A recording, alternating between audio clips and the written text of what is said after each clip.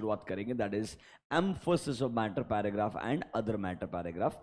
एक बार 706 समझेगा तब जाकर के आप थोड़ा सा 701 समझ पाएंगे, एंड तब शायद हम कैम एंड ईओएम को कंपेयर भी कर पाएंगे। But before we go to comparison, let's start with the understanding part.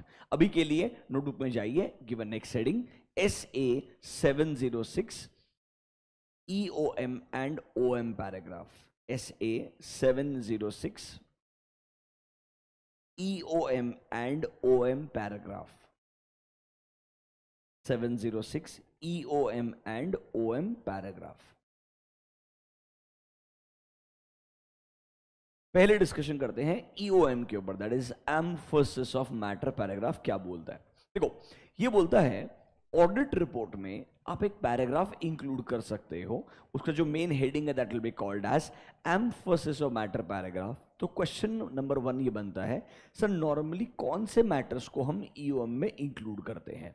तो ऐसे 706 बोलता है, अगर ऑडिट के दौरान we come across certain matters which we believe are fundamental और इंपॉर्टेंट फॉर माई यूजर्स। अब देखो, नॉर्मली ऑडिट रिपोर्ट पे कोई मैटर आएगा, it has to be a significant matter. If it is not very significant, why it will come to your audit report. तो मतलब matter significant तो होना चाहिए। तो क्वेश्चन ये बनता है, सिग्निफिकेंट यूजर्स के लिए है, बट क्यों है ये सिग्निफिकेंट। सर इस बार ध्यान रखना, अगर एक मैटर को आप EOM में इंक्लूड कर रहे हो, it is important for my users for fundamental understanding of financial statement. मतलब ये फाइनेंशियल स्टेटमेंट रिलेटेड मैटर होगा, फाइनेंशियल स्टेटमेंट के बेटर अंडरस्टैंडिंग के लिए ये मैटर मेरे यूजर्स के लिए रेलेवेंट है। मतलब sir when I read this matter as a user, I should get a better understanding of financial statement, तो शायद एक मैटर EOM में आ सकता है। मतलब सर EOM में आने वाला मैटर सिग्निफिकेंट होना चाहिए यूजर्स के लिए, टू अंडरस्टैंड व्हाट सर,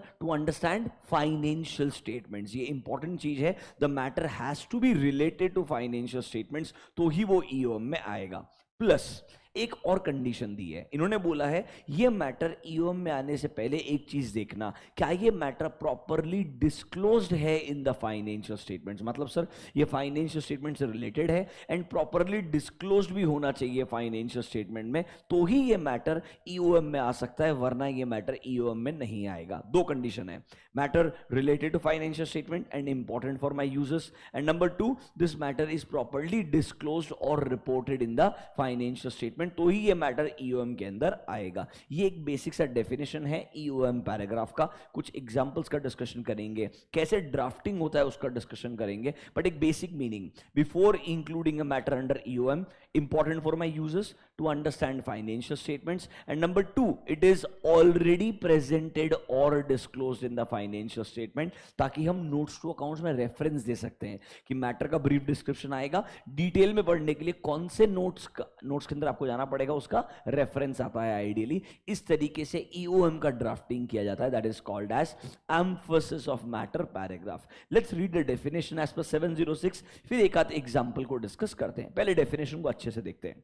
706 में आइए, look at the EOM paragraph. Meaning क्या बोलता है EOM का, देखो, it is a paragraph included in the auditor's report that refers to a matter which is appropriately presented or disclosed in financial statement। मतलब sir ये matter properly presented and disclose होना चाहिए, and ये मेरे judgment में, auditor के judgement में important है for the fundamental understanding of financial statement. किसके लिए इंपॉर्टेंट है ये? यूजर्स के लिए। मतलब सर दो चीजें हैं, it is important for my users. Why it is important? Sir इससे फाइनेंशियल स्टेटमेंट का बेहतर अंडरस्टैंडिंग आएगा, उसके रिगार्डिंग इंपॉर्टेंट है, एंड ये ऑलरेडी प्रेजेंटेड या डिस्क्लोज्ड है फाइनेंशियल स्टेटमेंट में, तो ही ये मैटर EOM में आ सकता है। बेसिक डेफिनेशन समझा क्या?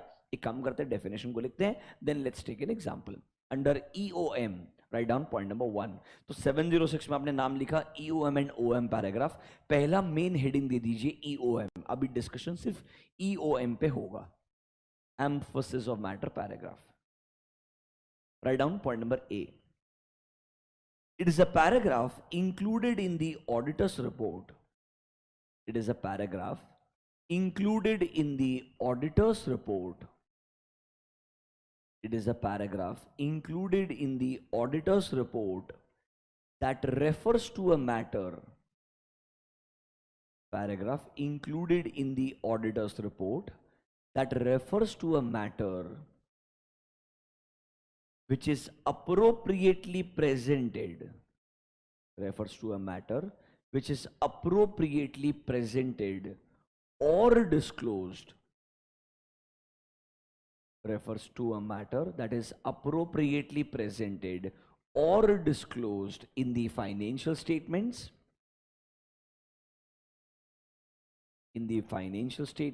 and in auditor's judgment,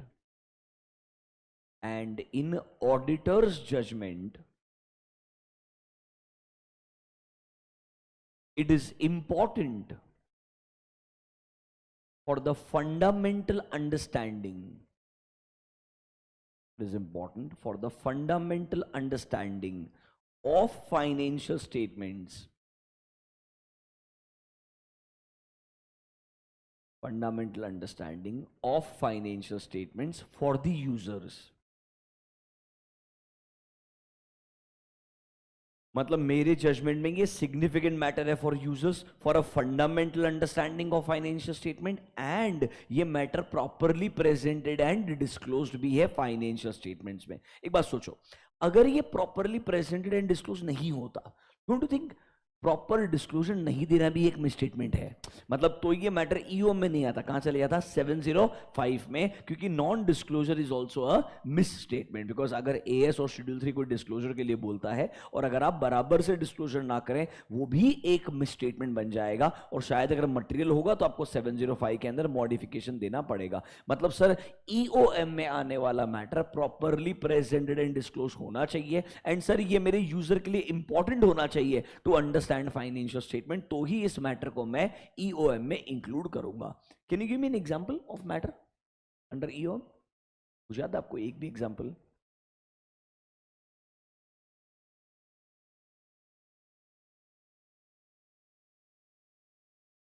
pending litigations against the company EOM में आ सकता है. ओके, थोड़े टाइम बाद पता चलेगा कैम में भी आ सकता है. कोई ऐसा मैटर जो एक्सक्लूसिवली सिर्फ अभी ईओएम में आता है? कोविड वाला मैटर, मतलब मेजर कैटास्ट्रोफी या नेचुरल कैलामिटीज, वो बराबर है, that still comes to EOM. कोई और example?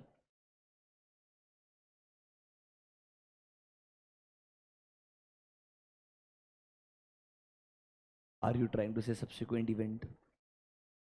Subsequent event is a matter which always comes under EOM paragraph. अब हम आगे यहाँ से डिस्कशन भी करेंगे और आपको रियलाइज होगा ऐसे में स्पेसिफिकली बोला है, ऐसे बहुत सारे एग्जांपल दिए हैं, बट एक एग्जांपल जो कैम में कभी आ ही नहीं सकता है, स्टार्टिंग से आपको बता रहा हूँ अभी से ही, वो that is called as subsequent events. वो स्पेसिफिकली किधर आएगा?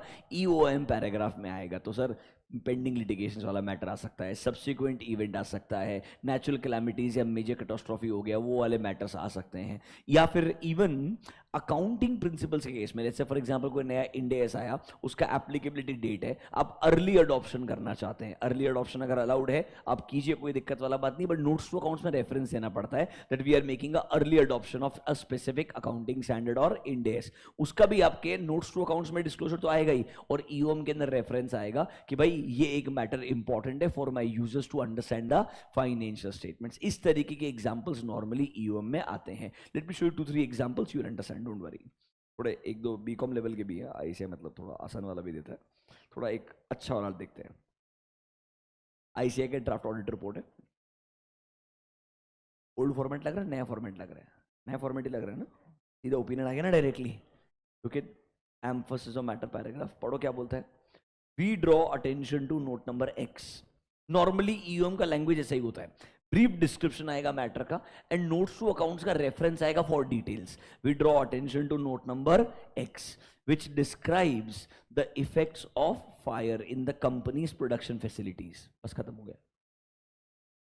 मतलब इन सिंपल टर्म्स कोई भी नेचुरल कैलामिटी, मेजर कैटास्ट्रोफी जिसकी वजह से कंपनी के ऑपरेशंस में इंपैक्ट आएगा, ओवरऑल बिजनेस डिस्टरप्ट हो जाएगा, वो चीज मेरे ईओएम में आ सकता है. एक बिल्कुल सिंपल सा एग्जांपल, पेंडिंग लिटिगेशन जहां पर अनसर्टेनिटी है वो चीज आ सकता है। सब्सिक्वेंट इवेंट ईओएम के अंदर ही आता है, कहीं और नहीं आता। आपने सुना होगा ना, events occurring after balance sheet date, adjusting event and non adjusting event. सुना है आपने? नॉन एडजस्टिंग इवेंट का प्रॉपर डिस्क्लोजर आता है, उसका रेफरेंस कहां पर आएगा? ईओएम पैराग्राफ के अंदर आएगा कि भाई ये इवेंट सिग्निफिकेंट था जिसका सिर्फ डिस्क्लोजर दिया है। डिस्क्लोजर नोट्स टू अकाउंट्स के नोट नंबर 13 14 जहां भी दिया है उसका रेफरेंस आ जाएगा, एंड इवेंट क्या था उसका एक बेसिक अंडरस्टैंडिंग आ जाएगा under your emphasis of matter paragraph. और एक चीज नोटिस कर रहे हो क्या?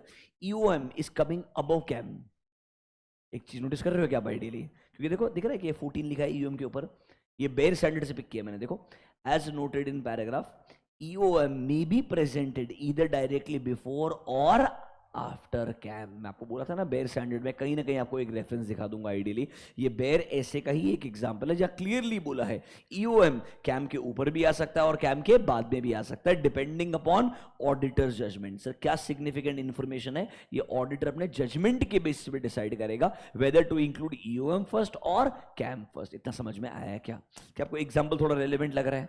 पक्का? I you able to accept this? एक काम करते हैं, थोड़ा और डिस्कशन करते हैं। आपको मैं कोविड वाला एक एग्जांपल पे दिखाऊंगा, एक पुराने ऑडिट रिपोर्ट्स के अंदर, कि जब कोविड ब्रेकआउट हुआ था उस रेलेवेंट ईयर का जब ऑडिट रिपोर्ट्स बना था तो ईओएम में लिखना पड़ा था कि कोविड होने की वजह से इन दी एंटायर कंट्री अनसर्टेनिटीज बढ़ गई है। वो अनसर्टेनिटीज को प्रिडिक्ट करना मुश्किल हो रहा है कि कितना हमारे ऑपरेशंस पे या फाइनेंशियल्स पे नेगेटिव इंपैक्ट आएगा। पर हमने हमारा असेसमेंट करके नोट्स टू अकाउंट्स का रेफरेंस दिया था कि भाई इस नोट के अंदर कंपनी ने डिटेल में लिख के दिया है क्या मेजर इंपैक्ट कंपनी के बिजनेस पे आ सकता है बिकॉज ऑफ कोविड-19। वो प्रॉपर नोट्स टू अकाउंट्स में डिस्क्लोज किया था। ऑडिटर ने कहां रेफरेंस दिया था? ईओएम में। एक बात सोचो, आप आई डोंट नो आपने कुछ एनबीएफसीज को ऑब्जर्व किया क्या? ऑलमोस्ट कोविड के मिडिल में कुछ एनबीएफसीज खत्म से हो गए थे। I will give you a classic example. उसके बाद में उस कंपनी ने क्या टर्न अराउंड किया है, आप शॉक हो जाओगे।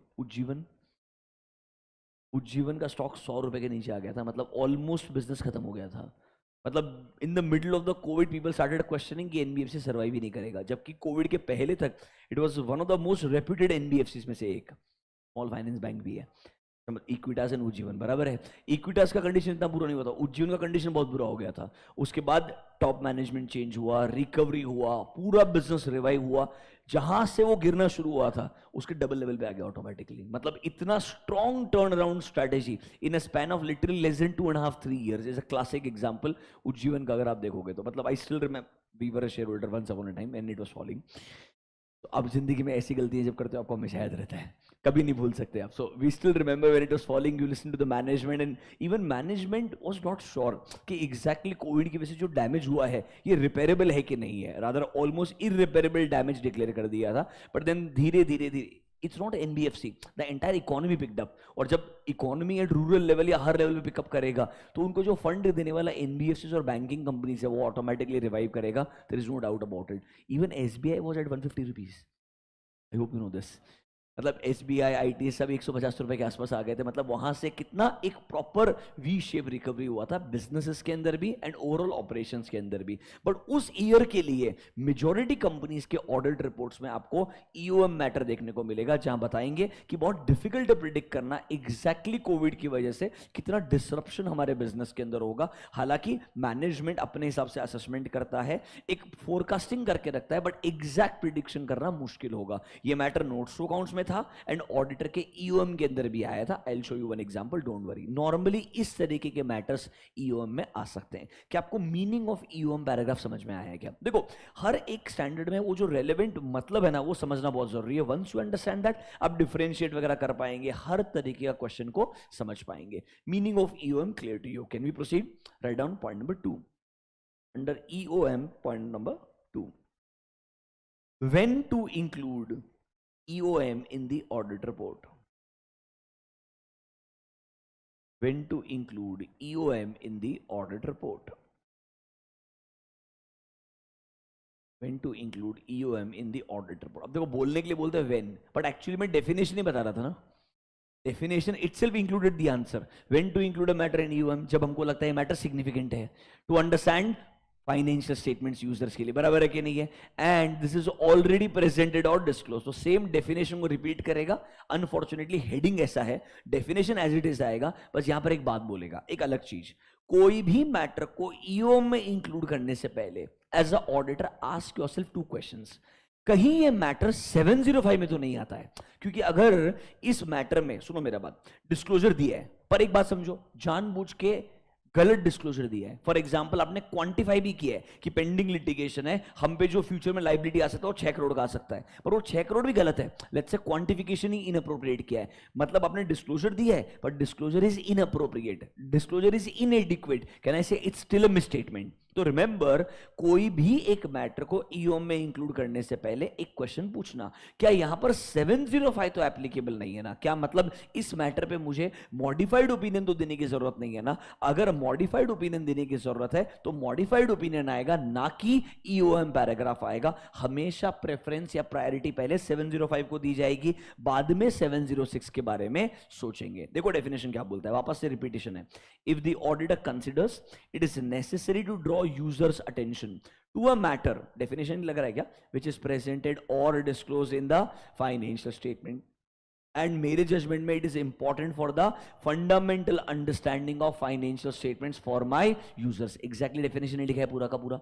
आगे देखो क्या बोलता है, auditor shall include a matter under EOM provided, दो एक्सेप्शंस दिए हैं, ध्यान रखना कि आपने कंसिडर करना चाहिए कि कहीं इस मैटर पे 705 देने का जरूरत तो नहीं है, मतलब कहीं मॉडिफाइड ओपिनियन देने का जरूरत तो नहीं है, ये पहले कंसिडर करना, फिर बाद में ईओ में इंक्लूड करना। एंड देखिए पॉइंट नंबर बी क्या बोलता है, is there a preference given to 701? देखो, when SA 701 applies, matter has not been determined to be a key audit matter। मतलब क्या, सुनो सर, मेरे को लगता है एक मैटर है प्रेजेंटेड और डिस्क्लोज्ड है फाइनेंशियल स्टेटमेंट में, मुझे लगता है इंपॉर्टेंट है फॉर माय यूजर्स, मैं सोच रहा हूं let's include in EOM, but still दो क्वेश्चन और पूछना कि इस मैटर में कोई तुमको मॉडिफिकेशन का जरूरत तो नहीं है ना? अगर मॉडिफिकेशन का जरूरत है तो कहां जाओगे?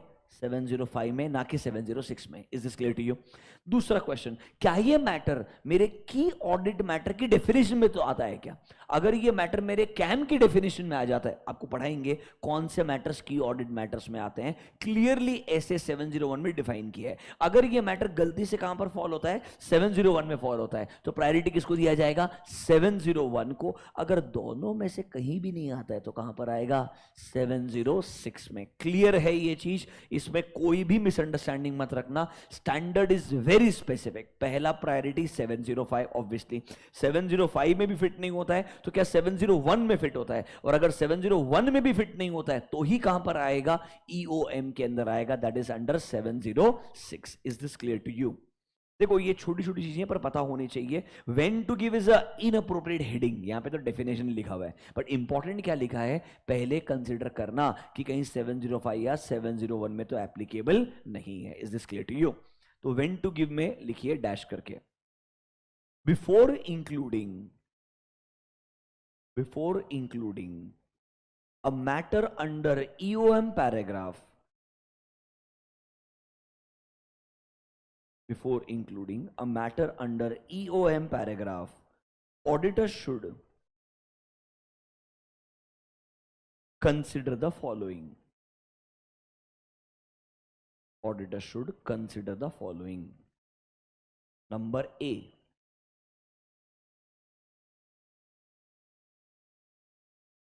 consider that whether any modification is required, consider that whether any modification is required on such matter, consider whether modification is required on such matter as per SA 705. Number B, consider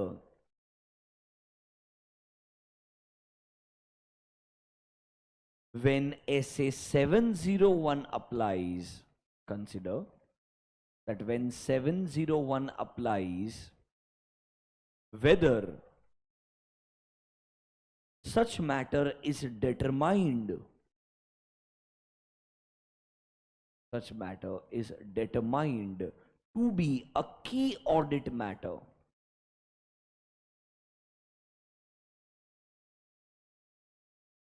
नीचे लिखो note,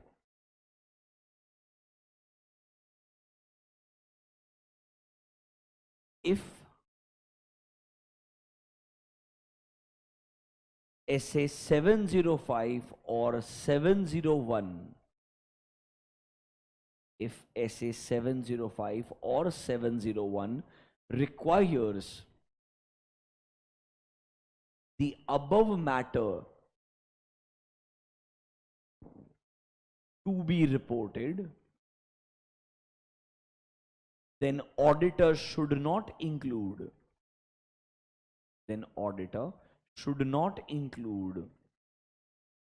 such matter under EOM. Auditor should not include such matter under EOM. Simple सी बात है, पहले priority 705 and 701 को देना होगा। अगर दोनों में से कहीं भी फिट नहीं होता है तो कहां पर आ सकता है? ईओएम में आ सकता है। मीनिंग ऑफ ईओएम क्लियर है। एंड नंबर 2, क्या चीज कंसिडर करनी है before including a matter under EOM? दोनों बात समझा क्या? देखो, कभी भी क्वेश्चंस स्टैंडर्ड पे आता है रिपोर्ट के अंदर, तो पहले ना डेफिनेशन लिख देने का। If the question is around EOM, start with the definition. Normally ICAI के suggested answer में हमेशा definition ही पहले आता है, फिर वो specific situation को आंसर देना कि भाई यहाँ पर modification आएगा इसलिए EOM नहीं आएगा and all whatever it is blah blah blah. एक क्वेश्चन पूछता हूँ आपसे मैं, क्या ऐसा हो सकता है क्या मेरे ऑडिट रिपोर्ट में एक मैटर को मैंने EOM में इंक्लूड किया है, किसी दूसरे मैटर पे मॉडिफिकेशन दिया है? वो तो पॉसिबल है ना? जो see, if it is the same matter then there is a problem. Are you understanding this?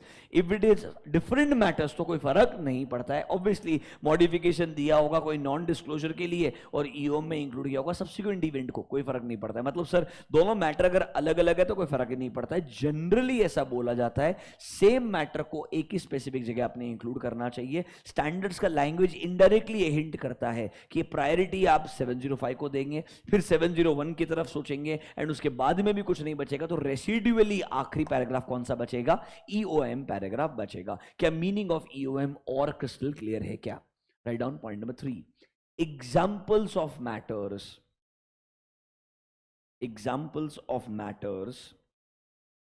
which can be included under EOM paragraph. Example of matters which can be included under EOM paragraph. Number A, exceptional pending litigations.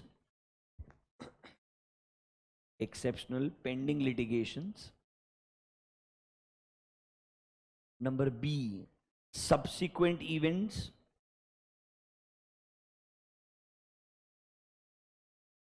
Number 3 or C, major catastrophe or natural calamities. Major catastrophe or natural calamities which may have a significant effect, or natural calamities which may have a significant effect on the entity's financial position. Significant effect on entity's financial position.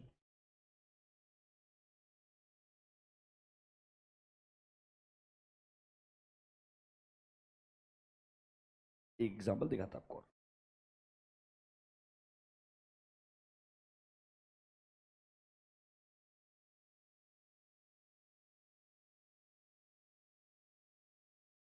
Pronoun report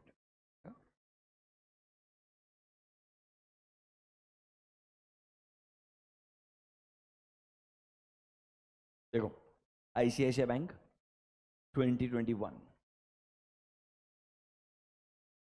ठीक है। Can you see paragraph? EOM paragraph before CAM. हमेशा language देखो EOM का कैसा होता है, we draw attention. क्या notes को कौन सा रेफरेंस आता है हमेशा? फिर सर वो मैटर क्या है? Which describes the uncertainties due to outbreak of कोविड-19, The impact of these uncertainties on the bank's results is significantly dependent on future developments. Obviously bank ने डिटेल में किधर लिख करके दिया है, एक नोट्स टू अकाउंट्स में लिख करके दिया है, पर हमें लगता है हमारे यूजर ने ये मैटर जरूर पढ़ना चाहिए. अब देखो नॉर्मली ये मैटर जब ऑलरेडी नोट्स टू अकाउंट्स में है, हम क्यों फालतू में हमारे ऑडिट रिपोर्ट में इंक्लूड कर रहे हैं? बिकॉज नोट्स टू अकाउंट्स में बहुत सारे मैटर्स होते हैं, तो हम चाहते हैं कुछ मैटर्स यूजर से स्किप नहीं करने चाहिए, उन्होंने कंपल्सरीली पढ़ने ही चाहिए, इसलिए उन मैटर्स को हम पिक करके हाईलाइट कर देते हैं हमारे ऑडिट रिपोर्ट के अंदर. इसीलिए वो सिग्निफिकेंट मैटर्स जो ऑलरेडी प्रेजेंटेड एंड डिस्क्लोज्ड है उनको हम हमारे ईओएम में इंक्लूड करते हैं, ताकि हमारे यूजर्स इस मैटर को पक्का से पढ़ें, ताकि ये मैटर्स पढ़ने के बाद में वो फाइनेंशियल स्टेटमेंट्स के ऊपर बेहतर डिसीजन ले पाए. इसीलिए नॉर्मली इन मैटर्स को ईओएम में इंक्लूड किया जाता है. एक लाइन ऑब्जर्व करना, हमेशा जब ईओएम का मैटर खत्म होता है एक लाइन ऐसा आता है, can you see this? Our opinion is not modified in respect of this matter. Her EOM के एंडिंग में आपको नॉर्मली ऐसा एक लाइन देखने को मिलेगा. कहीं कहीं ऐसा लिखते हैं स्टार्टिंग में ही, विदाउट मॉडिफाइंग आवर ओपिनियन. कैसा बोलते हैं? Without modifying our opinion we draw attention. मतलब यहीं पर ही आगे ऐड कर देंगे विदाउट मॉडिफाइंग आवर ओपिनियन. बात सेम है. ये मैटर को जब पढ़ रहे हो तो ध्यान रखना इस मैटर पे हम मॉडिफिकेशन नहीं दे रहे हैं. मॉडिफिकेशन देना होता तो हेडिंग आता याद है क्या? क्वालिफाइड, एडवर्स या डिस्क्लेमर. एंड आता basis for qualified, basis for adverse and basis for disclaimer में रीजन फॉर मॉडिफिकेशन. यहां पर मॉडिफिकेशन नहीं है. Is this clear to you? Notebook में लिखो point number 4. Yes. Can there be more than one notes का reference और more than one EOM matter? हाँ आ सकता है ना, क्यों नहीं आ सकता है? बहुत कॉमन है, बहुत पुराना. अभी आपको स्पाइसजेट का रिपोर्ट दिखाता हूँ, ओल्ड रिपोर्ट आता है. सी एक ही मैटर आएगा, कोई ऐसा रेलेवेंस नहीं है. इंपॉर्टेंट क्या है? ऑल सिग्निफिकेंट मैटर्स जो मेरे को लगता है 705 में नहीं आते, जो मुझे लगता है 701 में नहीं आते, वो ईओएम में आ सकते हैं. कैम में तो बहुत कॉमन है मल्टीपल कैम में मैटर्स आना. की ऑडिट मैटर देख, नीचे दिख रहा है कि इमीडिएटली आगे पढ़ेंगे, ये देख बहुत सारे मैटर्स हैं, बहुत ही कॉमन है मल्टीपल मैटर्स आना. तो ऐसा कोई रिस्ट्रिक्शन नहीं है कि एक सिंगल मैटर आएगा. सारे मैटर्स जो मुझे लगता है इंपॉर्टेंट है, किस लोकेशन में आएंगे वो बनाया है, कितने आएंगे वो तुम्हारे ऊपर है. It's purely on judgement. अगर डिस्क्लेमर दिया तो ईओ में कुछ नहीं आएगा. अब देखो आपको आज बताएंगे आगे जाकर के, जब कैम में टच करेंगे, जब डिस्क्लेमर आता है तो कैम तो कंफर्म नहीं आता है. ऐसा स्टैंडर्ड में बोला है specifically, when you give a disclaimer don't include any matter in CAM unless required by law या रेगुलेशन. ऐसा लैंग्वेज दी है. But they have used the word CAM, they have not used the word EOM. So what may happen is I have given a disclaimer, do you get my point? But still मुझे लगता है एक significant matter था. Disclaimer is still a opinion, it's a type of opinion only, no modified opinion. Still अगर मुझे लगता है जब कोई ऑडिट रिपोर्ट पढ़ रहा है एक बेयर मिनिमम और सिग्निफिकेंट चीज पढ़ के जाए, why can't I include in EOM paragraph? देखो डिस्क्लेमर दिया मतलब मुझे लगता है मुझे sufficient and appropriate audit evidence नहीं मिल रहा है, पर कुछ तो एविडेंस मिला भी होगा, और वो मैटर अगर सिग्निफिकेंट लग रहा है तो क्यों ईओएम में इंक्लूड ना कर पाऊं?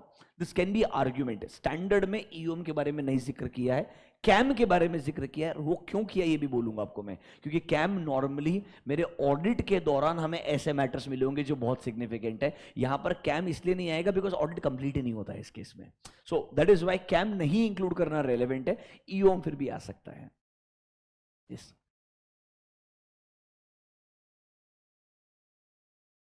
आईएफसी का रिपोर्ट तो मेरा ही होता है ना.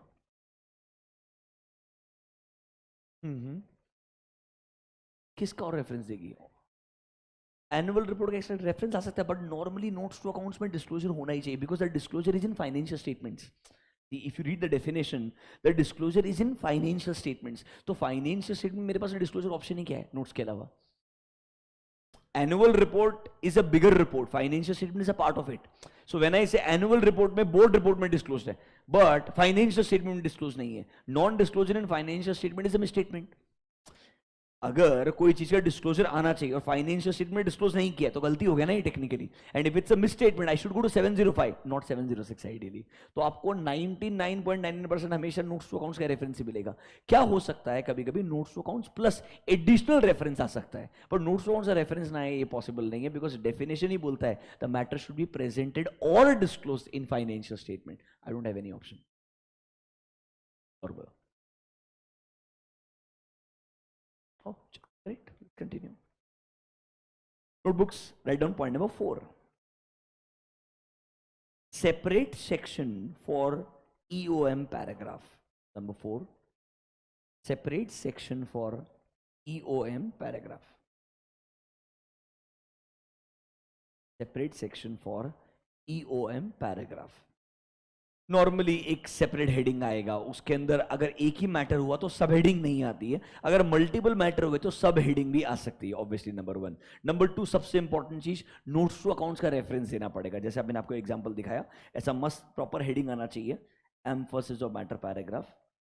उसके बाद में एग्जैक्ट क्या मैटर है उसका ब्रीफ डिस्क्रिप्शन आना चाहिए, एंड लास्ट में एक हेडिंग हमेशा आना चाहिए, that our opinion is not modified. अगर यहाँ पे मल्टीपल मैटर्स होते तो मैं ईओम हेडिंग देता, इसमें एक सब हेडिंग आता number A, and it can be number B, that can be another sub heading if there are multiple matters which are different all together, and आप चाहते हैं मैटर्स को अलग अलग पढ़ें। लाइक एक एग्जाम्पल देखिए, की ऑडिट मैटर, इसके बाद कैन यू सी पहला मैटर पॉइंट नंबर ए, एक सेपरेट हेडिंग आएगा, आपको पढ़ाएंगे 701 जल्दी, मोस्टली टुमारो इटसेल्फ। दिख रहा है क्या number A, separate heading ideally, मतलब हर मैटर का अपना एक सब हेडिंग आएगा ताकि मेरे यूजर को समझे एग्जैक्टली ये स्पेसिफिक मैटर किस चीज के ऊपर है। इस तरीके से ड्राफ्टिंग किया जाता है। Under separate section right down point number A, EOM matters, EOM matters shall be reported,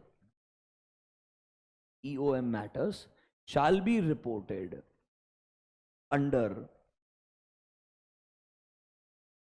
an appropriate heading that includes the term emphasis of matter. An appropriate heading that includes the term emphasis of matter.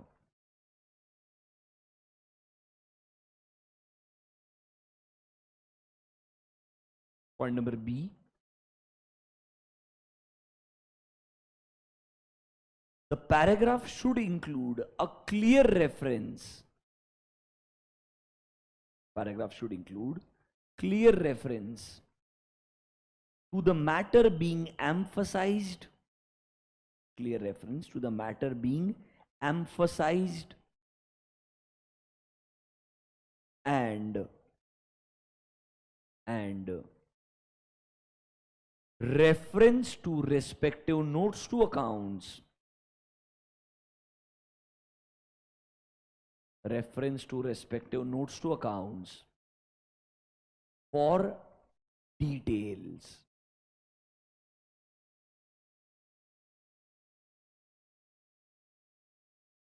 Number C, auditor should clearly indicate, auditor should clearly indicate that his opinion is not modified, clearly indicate that his opinion is not modified in respect of matter emphasized, is not modified in respect of matter emphasized. जिस matter पे हमने emphasise करके ईओम में include किया है उस पे हमारा ओपिनियन मॉडिफाइड नहीं आएगा, ये क्लियर स्टेटमेंट आना ही चाहिए, our opinion is not modified in respect of this matter. ये स्टेटमेंट आपके ईओम में आना ही चाहिए। तो सर ईओम का मीनिंग ड्राफ्टिंग करते वक्त नॉर्मली लैंग्वेज यही यूज करते हैं, we draw attention to note number का रेफरेंस एंड कॉमा, जो मैटर आपको लिखना है वो आएगा, एंड लास्ट के अंदर our opinion is not modified in respect of the above matter. इस तरीके का ड्राफ्टिंग आपने करना चाहिए। क्या आपको ड्राफ्टिंग ऑफ ईओएम समझा क्या? मतलब sir meaning of EOM clear है, हेडिंग आकर के ड्राफ्टिंग कैसे होगा वो क्लियर है, एग्जांपल्स ऑफ ईओएम क्लियर है, and before including a matter under EOM keep in mind 705 and 701, इतना क्लियर है। इतना सब कुछ समझा क्या? You have 2 minutes, एक बार रीड कीजिए आपने क्या लिखा है। If you understand this we are done with emphasis of matter paragraph.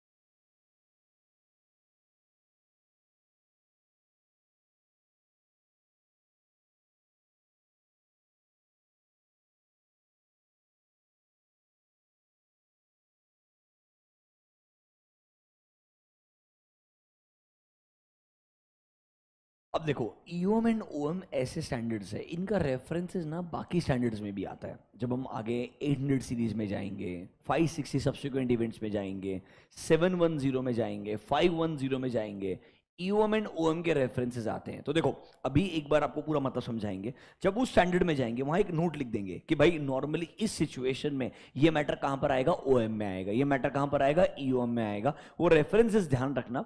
आज तक फाइनल के अंदर 560 में जाके ईओएम नहीं पूछा है, पर क्या पूछ सकता है, ऐसा specific matter out of these 4 जो ईओएम में आएगा पर कैम में नहीं आएगा, वो आंसर सब्सिक्वेंट इवेंट होता है।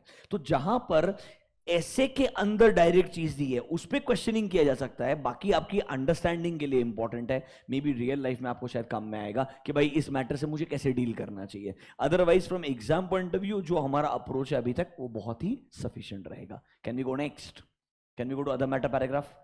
You remember the difference between EOM and OM? What is other matter paragraph? Annual report से भी आ सकता है। डिस्क्लोज नहीं रहेगा कहां पर, फाइनेंशियल स्टेटमेंट्स में।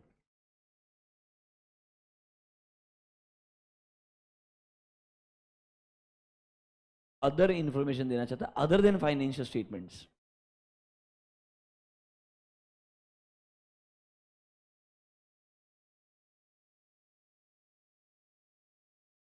अच्छा, इनिशियल ऑडिट एंगेजमेंट में रेफरेंस आएगा कि प्रीवियस ईयर का ऑडिट किसी और ने किया है।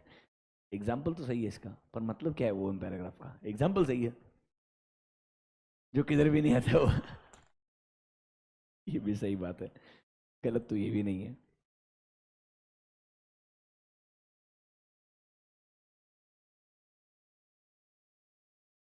जो फाइनेंशियल स्टेटमेंट से नहीं है डिस्क्लोज्ड, ओके। तो अगर फाइनेंशियल स्टेटमेंट डिस्क्लोज नहीं किया, don't you think it's a misstatement? It's not a material misstatement, मतलब मिसस्टेटमेंट होगा मटेरियल नहीं होगा, इसलिए वो में आएगा। I am asking you, it is something which is not related to financial statement. उस पर टेंशन रखें। हाँ, मतलब डिस्क्लोजर का रिक्वायरमेंट नहीं है, बट मतलब फाइनेंशियल स्टेटमेंट रिलेटेड है कि नहीं है, हो भी सकता है, नहीं भी हो सकता है। मस्त आंसर दे रहे यार तुम, क्लाइंट को ऐसे बनाते ना तुम आराम से।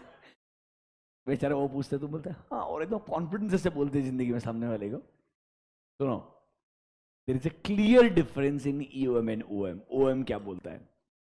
You include a paragraph in the audit report when you believe there is a matter which is important for my users. Same definition है, but why it is important, that answer is changing. सुनना, EOM वाला matter important था for fundamental understanding of financial statement. OM में आने वाला matter is not important to understand financial statement. It is important to understand auditor's report. It is important to understand auditor's responsibility. It is important to understand auditor's opinion. मतलब इस बार ये matter financial statement से related ही नहीं है, ये किससे? It's a communication between auditor and users. मतलब मेरे रिपोर्ट को पढ़ते वक्त ये मैटर पढ़ना, मेरे ओपिनियन को देखते वक्त ये मैटर पढ़ना, ओएम बहुत ट्रिकी है, आसान नहीं है, क्योंकि यहां पर ना फाइनेंशियल स्टेटमेंट का रेफरेंस ही नहीं है। ये एकमात्र ऐसा पैराग्राफ है जो ऑडिटर को अलग से दिया है कि अगर तुझे तेरे यूजर्स को तेरे ही रिपोर्ट के बारे में, तेरे ही रेस्पॉन्सिबिलिटी के बारे में, तेरे ही ओपिनियन के बारे में कुछ और एक्सप्लेनेशन देना है तो उसको ओएम में इंक्लूड कर। ये बच्चा क्यों सही था, आपको वो एग्जाम्पल क्यों सही है बोलता हूं आपको, कम दे। Look at this example, to advanced, इधर आओ।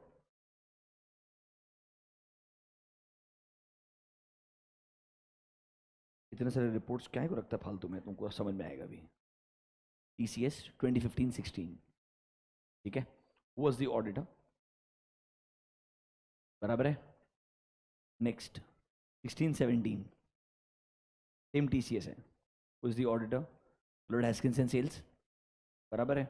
अगले ईयर में आते हैं 18, मतलब ये हो गया तुम्हारा 17-18, ठीक है। Who is the auditor,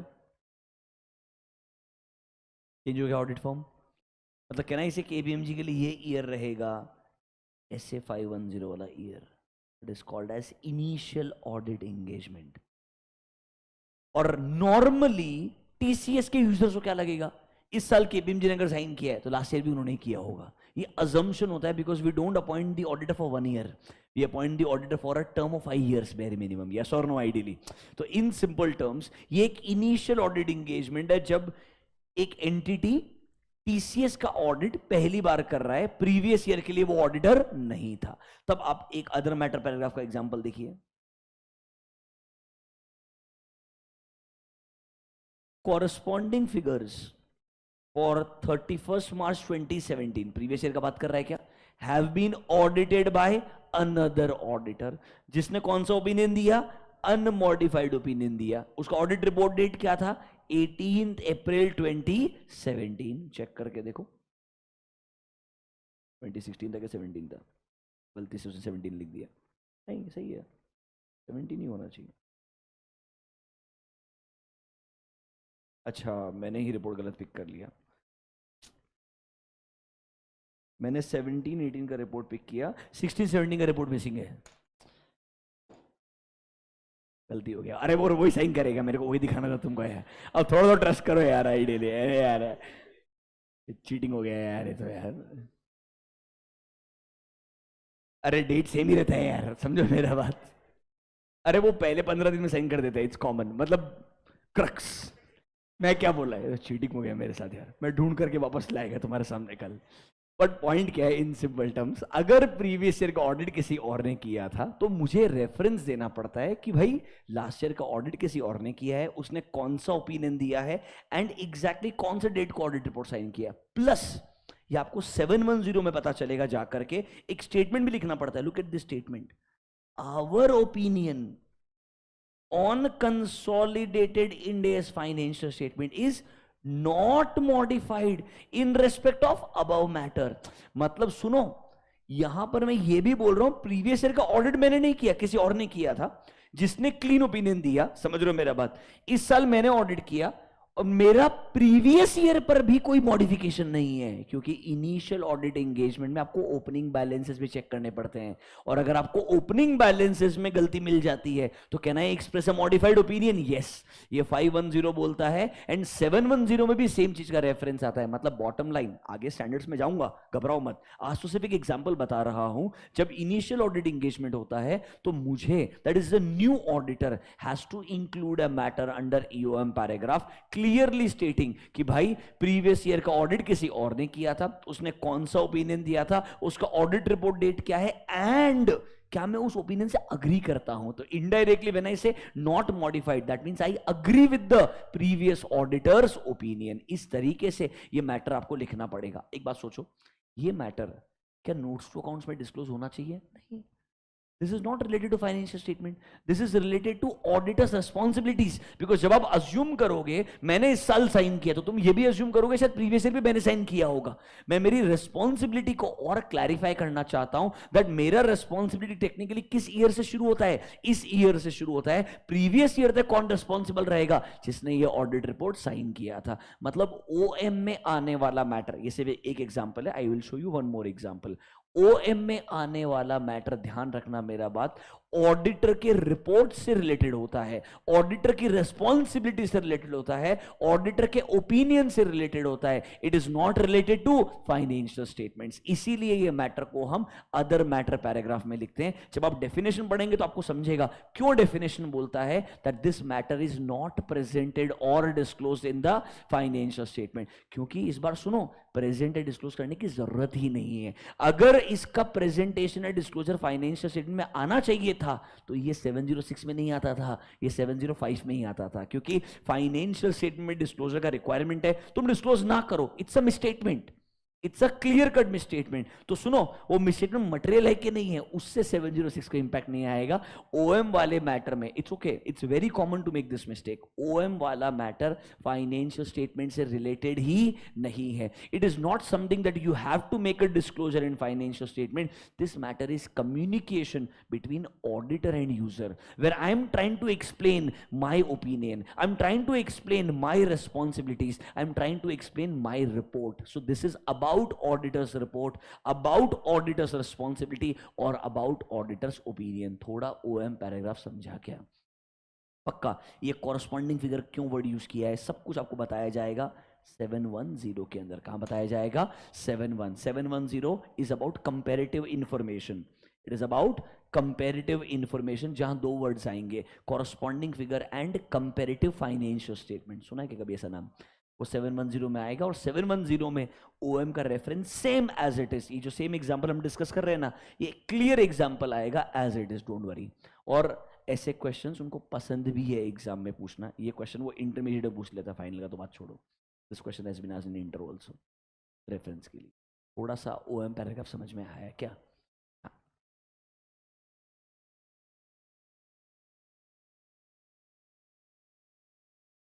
possible नहीं है, गाइडेंस नोट आया था उसके लिए,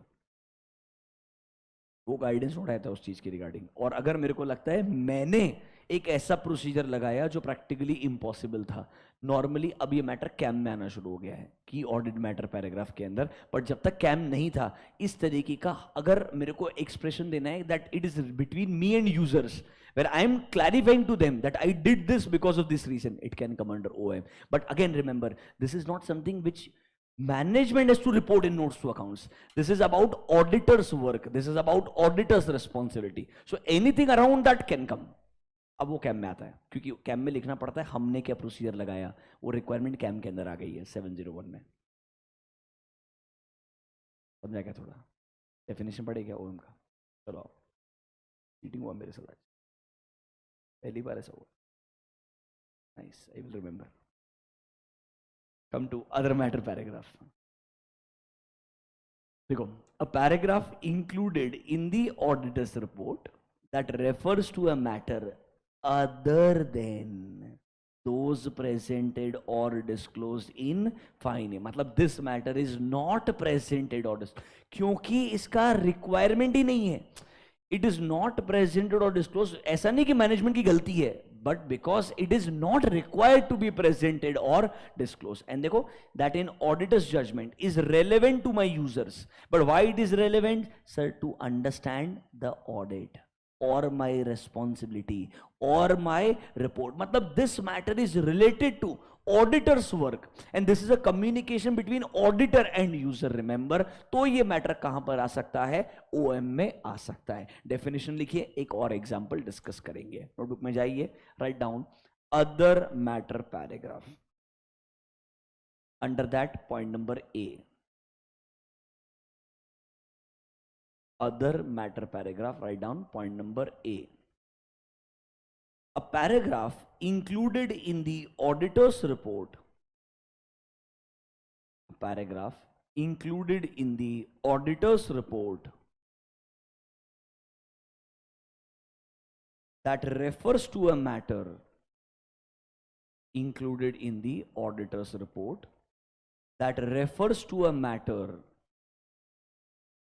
other than, that refers to a matter other than those presented or disclosed, other than those presented or disclosed in the financial statements, other than those presented or disclosed in the financial statements,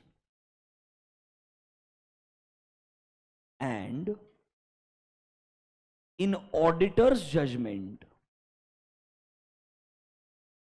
in auditor's judgment, matter is relevant,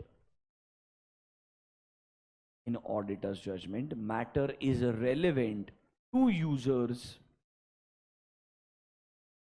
relevant to users' understanding of, understanding of auditor's responsibility,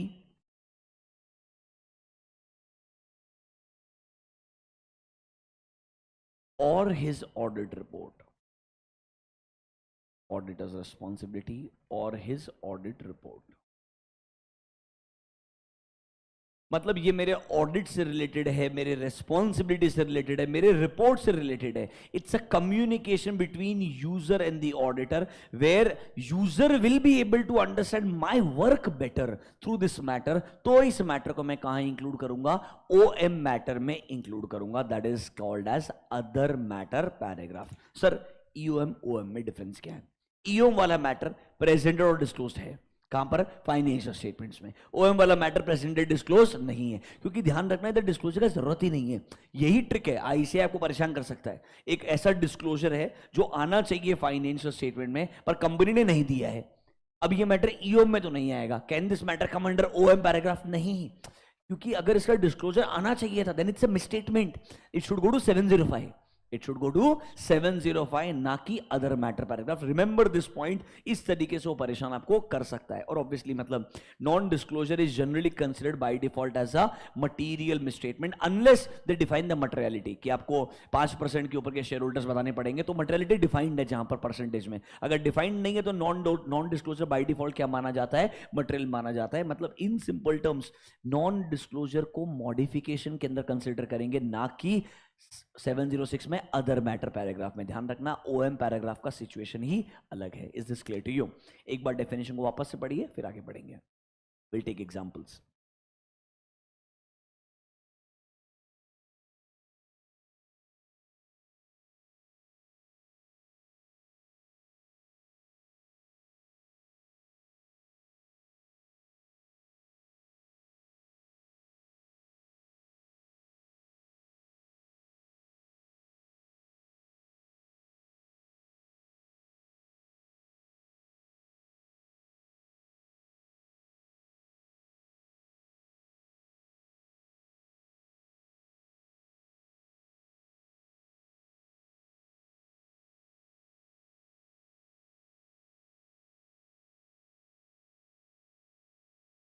done. चलो पहले एक example और discuss करते हैं, वो तो मैं ढूंढ के तुमको दिखाएगा। एक एग्जांपल तुमको और दिखाते हैं पहले, एक और अदर मैटर पैराग्राफ। चलो ये देख लो।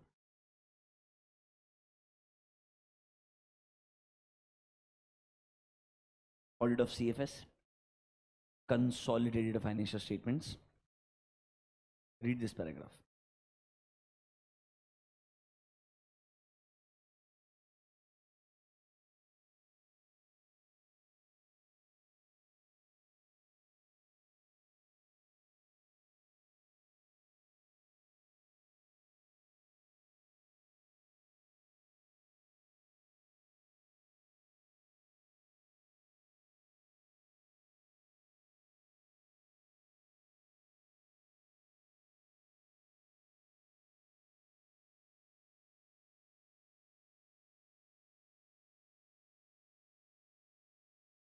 ये आपने देखा होगा आर्टिकलशिप में, this is very common matter.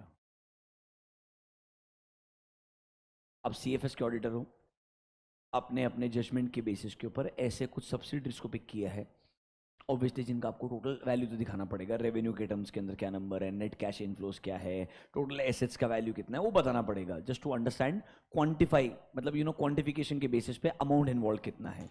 ये 9 सब्सिडीज के लिए आप क्या कर रहे हो? ऐसे 600 यूज कर रहे हो। What is 600? Using the work of other auditor. याद आ रहा है कि आपको ऐसा कुछ?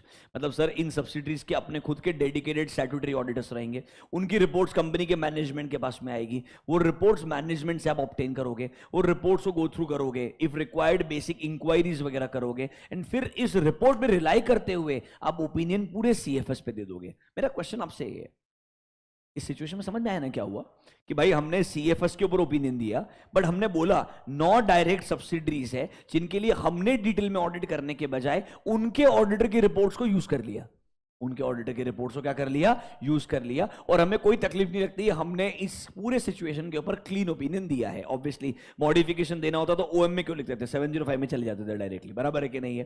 कह रहा इससे ये मेरे काम के रिगार्डिंग मैं चाहता हूं मेरे यूजर को पता होना चाहिए कि although my opinion is on entire CFS, but there are few subsidiaries जो मैंने खुद डिटेल में चेक नहीं की है, उसके लिए मैंने कोई और प्रोसीजर लगाया है, उनके ऑडिटर की रिपोर्ट्स को इवैल्यूएट करके उन पर रिलाई किया है। Am I allowed to use the work of another auditor? Yes. एक स्पेसिफिक ऐसे है, कौन सा? SA 600 जो बोलता है using the work of other auditor. The other auditor can be a branch auditor. Obviously अगर एक ही बड़ा कंपनी है, कंपनीज अलग अलग नहीं, कंपनी एक ही है, उसके अंदर ब्रांचेस हैं, तो ब्रांच का ऑडिटर भी अदर ऑडिटर कहला सकता है। और अगर if it's a consolidation that means a group company, तो सब्सिडरीज का ऑडिटर क्या कहलाएगा? अदर ऑडिटर कहलाएगा। That is my SA 600। Specific ऐसे है, सिलेबस में आप ऐप के डिटेल में पढ़ाएंगे, आपके सिलेबस में तो ऑडिट ऑफ सीएफएस भी है।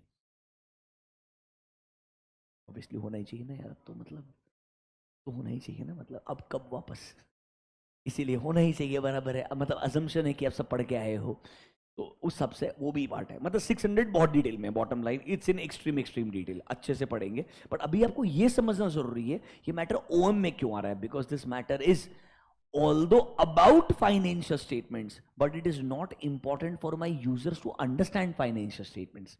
इससे why would I disclose this in notes to accounts? Company क्यों लिखेगा कि ऑडिटर ने 9 सब्सिडी चेक नहीं किया है?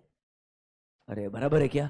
कंपनी का इसका कोई रेलेवेंस नहीं है। मुझे मेरे काम के बारे में एक मैटर मेरे यूजर्स को बताना है, तो मैं बोल रहा हूं इन सब्सिडरीज को मैंने खुद डायरेक्टली चेक करने के बजाय इनके स्टैट्यूटरी ऑडिटर्स में रिलाई करते हुए ओपिनियन दिया है। तो एक बात मेरे दिमाग में है, मेरे को आपसे क्वेश्चन पूछना है, अगर मान लो इन 9 सब्सिडरी में कोई प्रॉब्लम मिलता है, हु इज रिस्पॉन्सिबल? ये जो अदर ऑडिटर है वो रिस्पॉन्सिबल रहेंगे, या जो साइन करने वाला आदमी वो रिस्पॉन्सिबल रहेगा? Deloitte is signing on the CFS. CFS will include these 9 direct subsidiaries, बराबर है कि नहीं है? इन 9 सब्सिडरी में से किसी में अगर प्रॉब्लम मिलता है तो रिस्पॉन्सिबल कौन है? Deloitte रिस्पॉन्सिबल है, the one mister P R Ramesh who is signing is a very famous person, the one mister P R Ramesh who is signing, वो रिस्पॉन्सिबल रहेंगे क्योंकि वो सीएफएस के ऑडिटर है, या उन्होंने जिसके काम पे रिलाई किया, जिसके ऑडिट रिपोर्ट पे रिलाई किया, वो इंसान रिस्पॉन्सिबल रहेगा? आपको डाउट समझ में आया क्या? Is Mr. PR Ramesh, that is the auditor for CFS, responsible, और जो सब्सिडरी का स्पेसिफिक ऑडिटर है वो ही रिस्पॉन्सिबल होगा? दोनों होंगे? नहीं दिया था ना क्लियर, उसने क्लीन ही दिया होगा, इसलिए मैं सब क्लीन कंसीडर कर रहा हूं। ये हम बाद में ही बात कर रहे हैं, मतलब let's say this is more like investigation हुआ, आपको फ्रॉड मिला या प्रॉब्लम मिली, तो कौन रिस्पॉन्सिबल होगा? देखो एक्चुअली में दोनों रिस्पॉन्सिबल होते हैं, and this is where standard has not been clear at all. This is the only missing part. मतलब हर स्टैंडर्ड में कुछ एक मिसिंग चीज होती है ना, ये 600 का मिसिंग पार्ट है, जिसके ऊपर बहुत लोगों ने आर्टिकल्स भी लिख दिए कि आपने स्टैंडर्ड में और क्लैरिफिकेशन देना चाहिए about division of responsibility. Otherwise division of responsibility बहुत अनक्लियर है स्टैंडर्ड में, ऑल्दो स्टैंडर्ड में अनक्लियर है, but in reality it is always clear, because जो साइन करने वाला आदमी है ना, वो पूरा मैनेजमेंट से उस ऑडिटर से सब लिखवा के रखता है। एंड जनरली 100% अगर डेलॉइट का पीआर में साइन कर रहा है और 9 सब्सिडरी का ऑडिटर भी डेलॉइट ही होगा। अरे वो बस डेलॉइट के ही लोकल फर्म दूसरी रहेगी, समझ रहे हो क्या मेरा बात? वो जानबूझ करके ट्राई करेगा उसके ग्रुप के पास ही वो ऑडिट होना चाहिए, तो ही वो इजीली रिलाई कर पाएगा, क्योंकि तब वो वर्किंग पेपर्स भी मांग सकता है, क्योंकि सेम एंटिटी रहेगा। Are you understanding my point? If it is some other entity, working papers मांगना इम्पॉसिबल हो जाएगा, इंक्वायरीज वगैरह करना इम्पॉसिबल हो जाएगा। इसीलिए normally it goes to a group, एक ही ग्रुप के पास में आपके ऐसे मेजोरिटी छोटे छोटे सब्सिडरीज का ऑडिट रहेगा। हालांकि स्टैंडर्ड अनक्लियर है, मतलब रिस्पॉन्सिबिलिटी दोनों का आएगा, ये कोर्ट ऑफ लॉ में डिसाइड किया जाएगा कौन ज्यादा रिस्पॉन्सिबल है, वो सब्जेक्टिव रहेगा। इसमें सीएफएस का ऑडिटर बस एक ही पॉइंट पे बच सकता है, पता है क्या? Something which is material at a subsidiary level can be immaterial at a CFS level. Are you understanding my point? इस वजह से बस वो बच सकता है, और कोई लॉजिक नहीं है। रादर उस दिमाग में उस चीज को रखते हुए ही उसने उसके काम पे रिलाई कर लिया होगा। तुम समझ रहे हो क्या मेरा बात? उसे समझ गया होगा इंडिविजुअली इधर कुछ अगर हो भी गया ना, तो भी वो मेरे लिए मटेरियल नहीं होने वाला है, और मतलब वो मैं अपने आप को डिफेंड कर लूंगा मटेरियलिटी के बेसिस पे, बट वो इंडिविजुअल सब्सिडरी का जो ऑडिटर है वो डिफेंड नहीं कर पाएगा। इसीलिए generally I am telling you, when we come to conclusion, जो मेन सब्सिडरी का ऑडिटर होता है पहला रिस्पॉन्सिबिलिटी उसका आता है, क्योंकि सीएफएस वाला इनडायरेक्टली बच जाता है मटेरियलिटी की वजह से। आपको मालूम रहेगा इन टाटा ग्रुप वगैरह में तो सब्सिडरीज का value, the entire subsidiary is immaterial, मतलब जो अपन सीएफएस लेवल का मटेरियलिटी बनाते हैं ना, उससे पूरा सब्सिडरी खत्म हो जाता है। आई होप यार, ऑब्वियसली यार, मतलब होगा ही ना यार, we talking about really big entities. तो उस केस में सीएफएस ऑडिटर के पास थोड़ा लिबर्टी होता है कि वो इस मटेरियलिटी को अपने हिसाब से यूज कर सकता है, और होना भी चाहिए ना यार। 70-80 से सब्सिडरी होते हैं, तुमको लगता है कंसोलिडेटेड ऑडिट इजी रहेगा? तो कितना टफ काम रहेगा आइडियली, मतलब आरआईएल का कंसोलिडेशन वगैरह देखोगे, पीपी के नंबर्स देखोगे, बहुत चैलेंजिंग नंबर्स होते हैं, it's not a easy job. तो उनको थोड़ा लिबर्टी मिलना भी चाहिए मटेरियलिटी के बेसिस के ऊपर, बिकॉज ओपिनियन ओवरऑल लेवल पे रहता है हमेशा। याद रखना, वर्ड इज रीजनेबल अश्योरेंस, ना कि एब्सोल्यूट अश्योरेंस। थोड़ा समझ में आया क्या? ये डिस्कशन 600 में और करेंगे, अभी के लिए this is one more example under other matter paragraph. Right down point number 2. Example of matters which can be included under other matter paragraph. Matters which can be included under other matter paragraph. Number A, in case of initial audit engagement, in case of initial audit engagement,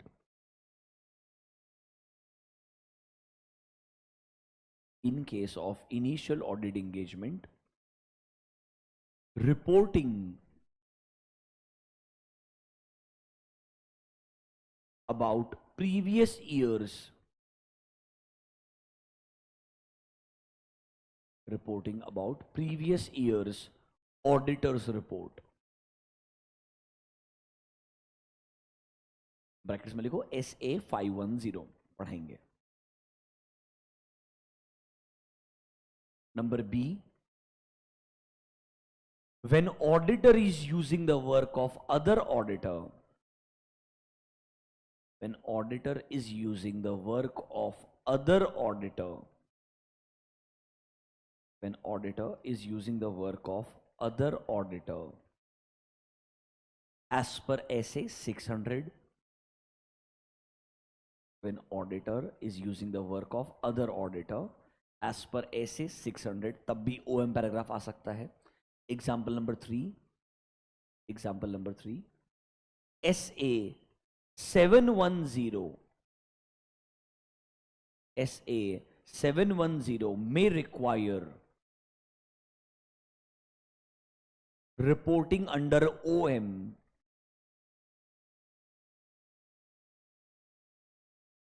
reporting under OM in certain circumstances.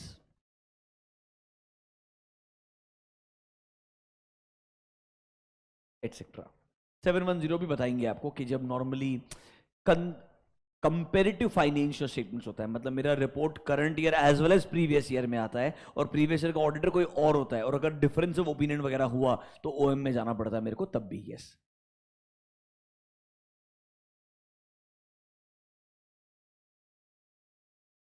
देखो, there are two words. One is called as using the work of management expert. Second is called as auditor's expert.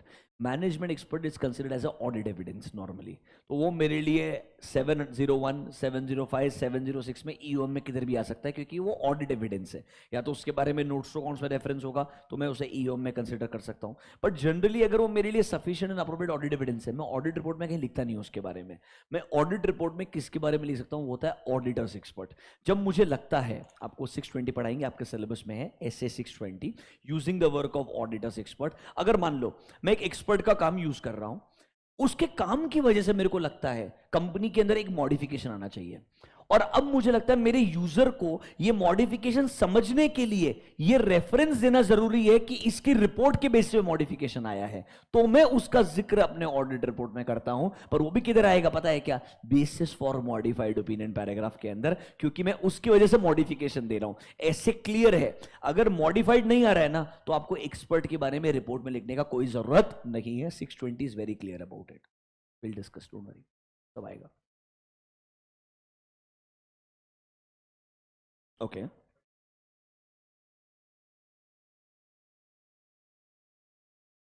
अभी नहीं, सबसे important question ये होता है normally let's say एक subsidiary है, उसके अंदर एक मॉडिफाइड ओपिनियन है, let's say qualified opinion. Example, adverse disclaimer impossible हो जाएगा क्योंकि एडवर्स डिस्क्लेमर हुआ तो सीएफएस के लिए रिस्क बहुत बढ़ जाती है. क्योंकि क्वेश्चन नंबर 1 ये बनेगा वो सब्सिडरी कितनी मटेरियल है. अगर वो मटेरियल सब्सिडरी एक वर्ड भी डिफाइंड है CBLODR में, if it is a material subsidiary, तो मेरे लिए engagement at a CFS level accept करना भी रिस्की बन जाता है बिकॉज वहां पर ऑलरेडी एडवर्स या डिस्क्लेमर आ चुका है. तो वहां तो एक बड़ा क्वेश्चन मार्क बन जाएगा. वो सिचुएशन को हम एड्रेस ही नहीं कर सकते. हम क्या एड्रेस कर सकते हैं? एक सब्सिडरी में क्वालिफाइड है, मैं CFS का ऑडिटर है, क्या मुझे वो क्वालिफाइड देना जरूरी है क्या? ऐसा कुछ कंपल्शन नहीं है. Something which is material at a subsidiary level may be immaterial eight a CFS level. But जब मैं 600 यूज करता हूं using the work of other auditor. मैं स्मार्टली जानबूझ करके ट्राई करके वो सब्सिडरीज ही इग्नोर करना चाहूंगा जिधर क्लीन ओपिनियन है, क्योंकि जहां पर अगर मॉडिफाइड ओपिनियन है तो मेरे लिए वो इंपॉर्टेंट एरियाज बन जाएंगे चेक करने के लिए। और अगर लेट्स से मैंने उस केस में इग्नोर किया तो मेरे को बोलना पड़ेगा कि वहां पर भी उस ऑडिटर ने मॉडिफाइड ओपिनियन दिया था। रादर उस केस में मेरे रिस्पॉन्सिबिलिटी पे क्वेश्चन आ जाएगा, जब एक ऑडिटर ने ऑलरेडी मॉडिफाइड दिया है, तुमने बिना कुछ काम किए कैसे उसको इग्नोर कर दिया, ये एक्सेप्टेबल नहीं होगा। नॉर्मली क्लीन ओपिनियन के केस में हम रिपोर्ट्स को पिक करते हैं आइडियली। समझा क्या? नहीं पिक कर सकते। और क्या मैं क्लीन दे सकता हूं? हाँ, क्लीन देना अलाउड है, क्योंकि something which is material at subsidiary level may be immaterial at CFS level, that is possible. Hmm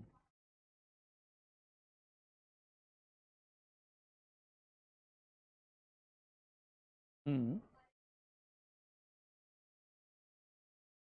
hmm hmm.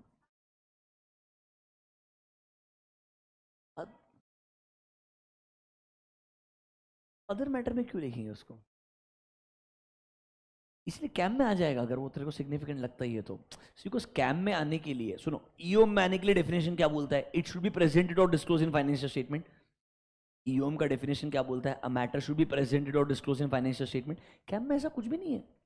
Cam बोलता है any matter which you believe is significant observation during your audit you can include under key audit matter. पढ़ाएंगे आपको। ओएम के अंदर मेरे report related आता है, मेरे रिस्पॉन्सिबिलिटी रिलेटेड आता है। It's more about my conclusions, it's all about my opinion, how did I arrive at that. उस ब्रॉडर चीजों के बारे में डिस्कशन होता है। इंडिविजुअलिस्टिक चीजें ओएम में नॉर्मली नहीं आती है। तो वो नोटिस करना, वो सब्सिडरी के बारे में इंडिविजुअल नाम वाम भी नहीं दे रहे, वो क्या बोल रहे हैं? ओवरऑल इतनी सब्सिडरी है, ये नंबर से हमने ऐसा किया। सो ओवरऑल जो इंफॉर्मेशन है वो ओएम में आएगा। Very specific what you talking can come under KAM, it will not come under OM. मतलब मैंने कभी नहीं देखा, मेरे को नहीं लगता है पर्सनली। प्लस वो डेफिनेशन में फिट नहीं होगा, क्योंकि तू बोल रही है इन्वेंट्री के एक स्पेसिफिक एरिया में उन्होंने ऐसा नहीं किया। Why should I write to users under other matter paragraph? In other matter they are thinking it is about auditor what you are writing. This is not about auditor, this is about inventory. Inventory is a part of financial statement. I will include that under CAM. उसमें rather cam में लिख करके बोलना चाहिए हमने क्या procedure लगा के इस प्रॉब्लम को सॉल्व किया। कैम में लिखना पड़ता है how did you address this problem, ऐसा। चलें, लेट्स गो नेक्स्ट आगे। अदर मैटर पैराग्राफ का मीनिंग हो गया एंड एग्जांपल्स हो गए, दोनों चीज क्लियर है पक्का से। अब एक सिंपल चीज है, यहां रेफरेंस नहीं है, फिर भी सोचो कोई मैटर पे मॉडिफिकेशन आना चाहिए तो क्या वो ओएम में आएगा? बिल्कुल नहीं, सोचने का बात ही नहीं है। इन्होंने सिर्फ फॉर्मेलिटी के लिए 701 का रेफरेंस भी दिया है, बट रियलिटी में 701 दैट इज की ऑडिट मैटर एंड ओएम का कोई रिश्ता नाता नहीं है। कैम के मैटर्स कंप्लीटली अलग है, ओएम के मैटर्स कंप्लीटली अलग है। ऐसा हो ही नहीं सकता है कि एक मैटर्स और कैम में आएगा तो कैम को प्रेफरेंस देना, नहीं भाई। कैम है ही अलग, की audit matter is a different world all together. कल हमारा डिस्कशन पूरा की ऑडिट मैटर पे ही होगा, घबराओ मत। प्रॉब्लम किधर आ सकता है? ये मैटर ईओएम में आएगा या कैम में आएगा, वो दोनों का डेफिनेशन क्लोज है। Other matter is absolutely different all together. सिर्फ स्टैंडर्ड में बोला है ये जरूर कि कोई मैटर को ओएम में इंक्लूड करने से पहले सोच लेना ये की ऑडिट मैटर अगर मैं फिट होता है तो पहले की ऑडिट मैटर में चले जाना, कुछ ना बचे तो अदर मैटर पैराग्राफ के बारे में सोच सकते हो। बट रिमेंबर वो ओएम के डेफिनेशन में फिट ही नहीं होगा, बिकॉज ओएम का definition talks about auditor's responsibility, talks about auditor's opinion, it talks about audit, it does not talk about financial statement. Is this clear to you? देखो notebook में point number 3, when to issue OM paragraph in the audit report. When to issue OM paragraph in the audit report.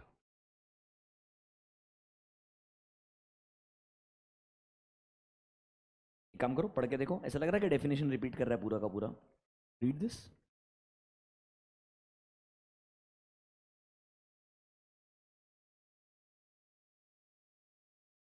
Other than those presented or disclosed in financial statement, but it is relevant to users understanding either of audit or my responsibilities or my report. मतलब in simple terms ये user के लिए important है but ये presented और disclose नहीं है। कहना इसे बिल्कुल एज इट इज डेफिनेशन है मेरा। आगे देखो क्या बोलता है, provided this is not prohibited by law और रेगुलेशन। देखो ऐसे में ऐसा बहुत जगह पे बोलेगा कि लॉ या रेगुलेशन को ऐसे ओवरराइड नहीं कर सकता है। ये हर जगह लिखना जरूरी इसलिए है बिकॉज जब ऐसे बनाया जा रहा है, they are not thinking about laws, they know that there are an number of laws and regulations. In SEBI भी नई गाइडलाइंस लेके आ सकता है, आरबीआई नई गाइडलाइंस लेके आ सकता है, स्टैंडर्ड हर दिन नहीं बदलता है। तो स्टैंडर्ड ने बाय डिफॉल्ट क्या बोला, कोई भी लॉ या रेगुलेशन प्रोहिबिट करेगा या लॉ या रेगुलेशन बोलता है ऐसा करना पड़ेगा, तो वो करना पड़ेगा, ऐसे उसको ओवरराइड नहीं कर सकता है। लॉ या रेगुलेशन को पहला प्रेफरेंस दिया जाएगा। If they do not say anything then come to SA, remember this. मतलब SAs will never contradict with any law और रेगुलेशन, ये उनका ऑब्जेक्टिव है। जनरली हो सकता है कंपनी का सीएजी आप पे रिस्ट्रिक्शन लगाए कि कुछ मैटर्स अदर मैटर में नहीं आने चाहिए। अब देखो ये बहुत बड़ा क्वेश्चन मार्क है, पहली बार एक लाइन की ऑडिट मैटर में लिखी हुई है, ये आपके सिलेबस में नहीं है, फाइनल में उन्होंने नहीं लिखा है अनफॉर्चुनेटली, पर जो बेयर ऐसे उधर लिखा है, आपको एक बात समझाता हूं।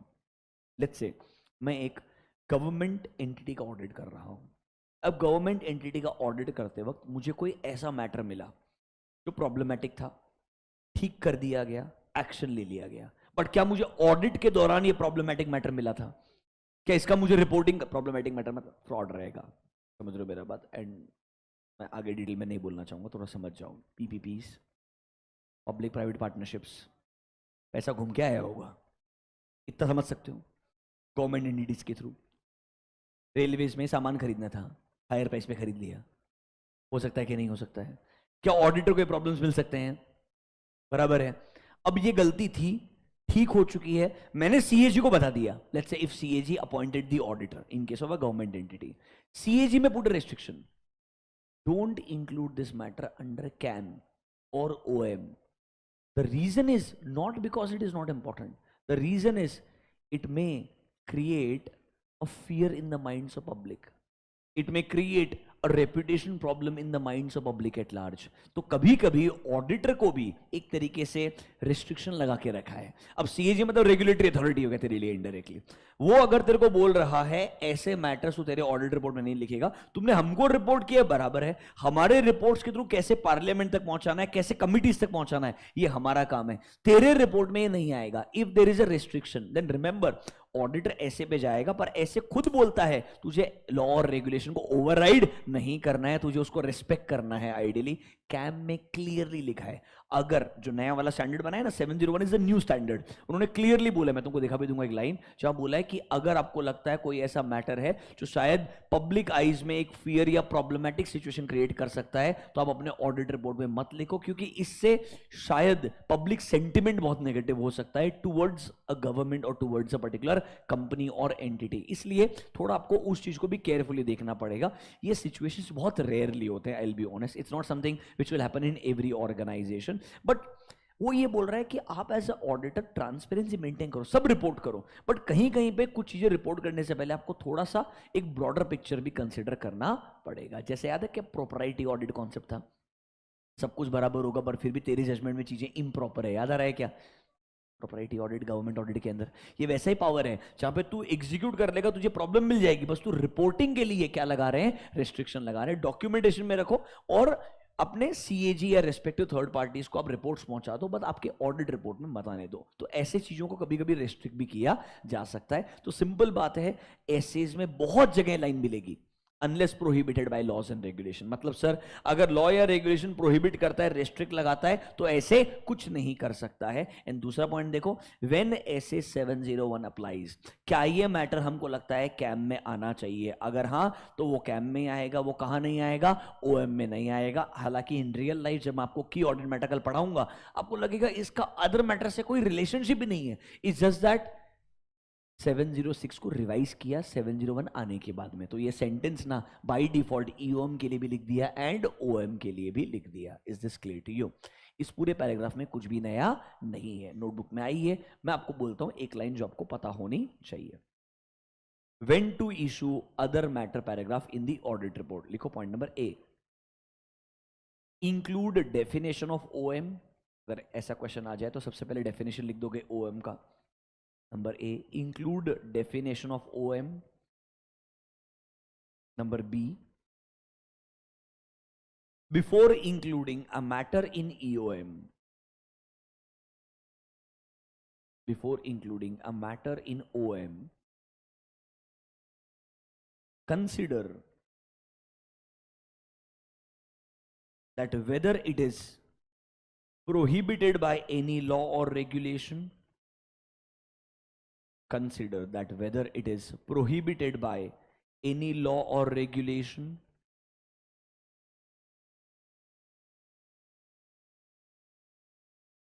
and whether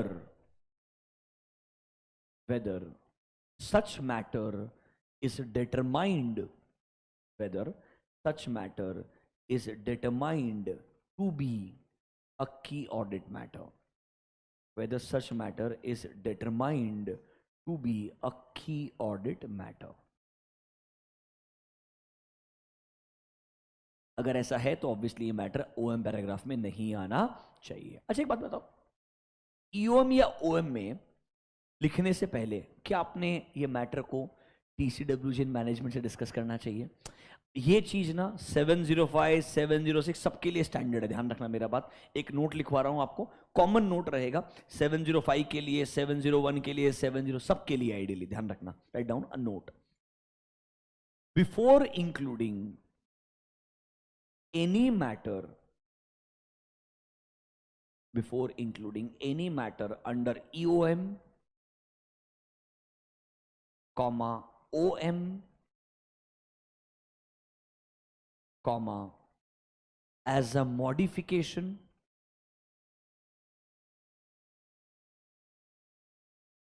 or under CAM,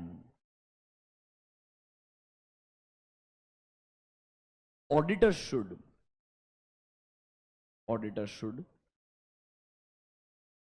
communicate,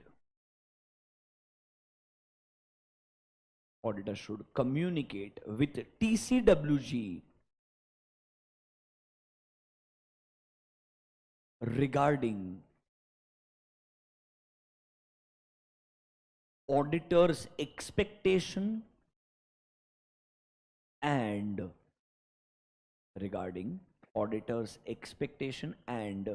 proposed wording,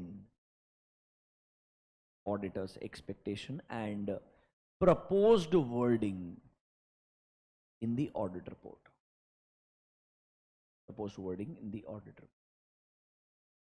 ध्यान रखना कभी भी ये मैटर्स को ऑडिट रिपोर्ट में इंक्लूड करने से पहले आपने एक प्राइमा फेसिया कम्युनिकेशन करना चाहिए टीसीडब्ल्यूजी के साथ में, एंड ऑब्वियसली उनको बताना चाहिए हम ये मैटर इंक्लूड करना चाहते हैं, ये मैटर का वर्डिंग कैसा रहेगा. आपको आसान लग रहा होगा, ईओएम वगैरह के मैटर बिना टीसीडब्ल्यूजी मतलब ऑडिट कमेटी को दिखाए आप ऑडिट रिपोर्ट में इंक्लूड नहीं कर सकते हैं. This can not come as a surprise, remember that they should know really well. इसीलिए वर्डिंग्स जब बनाने के लिए बोलते हैं, आपको बोला कि कभी आई स्टिल रिमेंबर हमारे आर्टिकलशिप में तो ऐसा बोल देते थे, चल तू लिख करके लाते थे हिसाब से, फिर बहुत गालियां पड़ती थी ऑब्वियसली.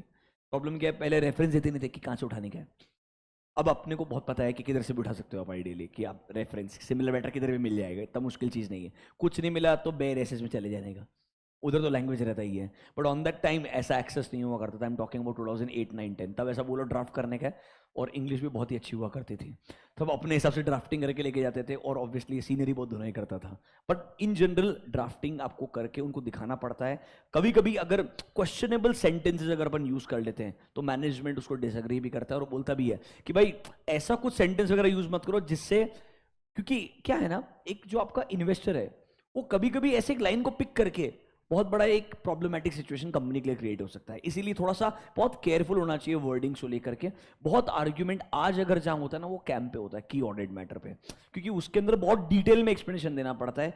ईओएम वगैरह में एक्सप्लेनेशन बहुत लिमिटेड होता है, तो फिर भी यहाँ पे चीजें चल जाती है, क्योंकि नोट्स टू अकाउंट्स का रेफरेंस देना है ईओएम में, तो नोट्स टू अकाउंट्स तो मैनेजमेंट खुद ही लिखने वाला अपने सबसे, तो कोई फर्क नहीं पड़ेगा. बट आपका काम बनता है, ड्यूटी बनता है, आप कम्युनिकेट करें, उसके बाद में ही उन चीजों को अपने ऑडिट रिपोर्ट में इंक्लूड करें. Is this clear to you? एक अच्छा understanding of emphasis of matter paragraph and other matter paragraph आपको आना चाहिए. 2 मिनट स्पेंड कीजिए, गो थ्रू कीजिए एक बार. If you are comfortable will go next.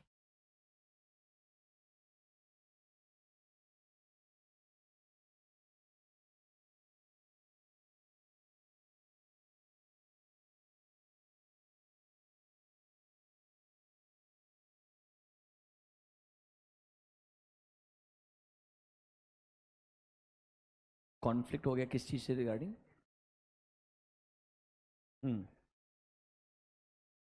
हाँ हाँ, let's say for example if management, एक एग्जांपल थर्मैक्स बोलता है, मैंने थर्मैक्स के मैनेजमेंट को बोला, एग्जांपल है, ईवाई साइन करता है यार, मतलब तो let's say for example we tell them that हमको लगता है आपके नोट्स में जो मैटर आया है ये ईओ में आना चाहिए, वो बोलता है अननेसेसरी है, it's not required, they may say that, but if you believe it is significant, you tell them sir we would request you that this should be part of our audit report. Request बोलने के लिए नहीं माने तो मेरे audit report में आएगा, obviously audit report में साइन करने वाला है, ये मेरा ड्यूटी बनता है उन्हें बताने का, उनसे डिस्कस करने का, वर्डिंग्स के बारे में थोड़ा अंडरस्टैंडिंग लेने का, if they don't agree they can't restrict me, there is no question about it, 100%, but मेरे पास ये कंफर्म होना चाहिए कि मैंने कम्युनिकेट किया, non communication is a problem, remember that, then they can trouble you eventually, आप कम्युनिकेट करो, समझाओ, डिस्कस करो आइडली, तो कोई दिक्कत नहीं आएगा। एंड मैनेजमेंट एक्चुअली तुमको बता रहा हूँ मेजोरिटी केस में बिगर एंटिटीज जहाँ कॉर्पोरेट गवर्नेंस अच्छा है ना, वो प्रॉब्लम नहीं क्रिएट करता है यार, वो खुद समझदार होता है, रादर वो चीजें ठीक करने को रेडी रहता है, ये जहां प्रॉब्लम्स है, समझ रहे हो मेरा बात, वो सुधरने वाले ही नहीं है, समझ रहे हो, वो तुमको तुम्हारा काम वैसे भी नहीं करने देंगे, जहां रियलिस्टिक चीज है ना, management will be more than happy to accept the problems, वो रादर मान के चलेगा तू वैल्यूडेशन कर रहा है, अब जैसे इंडेस 116 आया, मैनेजमेंट खुद तुम्हारे सीनियर मैनेजर को कॉल करता है कि मेरे को बता दो इस सिचुएशन में क्या करने का तुम, whenever there is a new change they will call the audit firm directly, although हम 144 सर्विसेज प्रोवाइड नहीं करते हैं, बट उसे क्या लगता है इस इंसान के पास में ज्यादा अच्छा अंडरस्टैंडिंग रहेगा, तो क्यों ना इससे ही पूछ लेते कि भाई हम जो कर रहे हैं वो बराबर है कि नहीं है आइडियली, तो ये काफी कॉमन कल्चर है, should not be a problem ideally, but if they don't agree you can, there is no restriction. पढ़िए एक बार 706 पूरा रिवाइज कर लीजिए, फिर आगे बढ़ेंगे।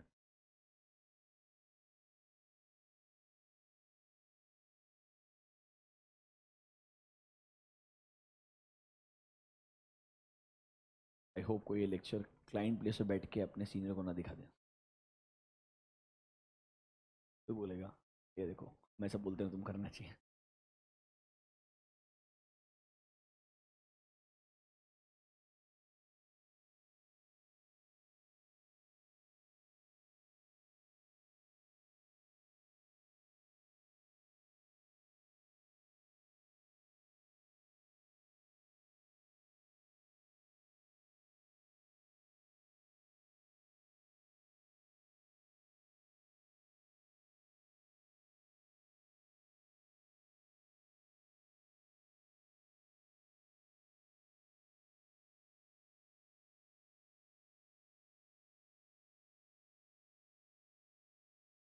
मिल गया,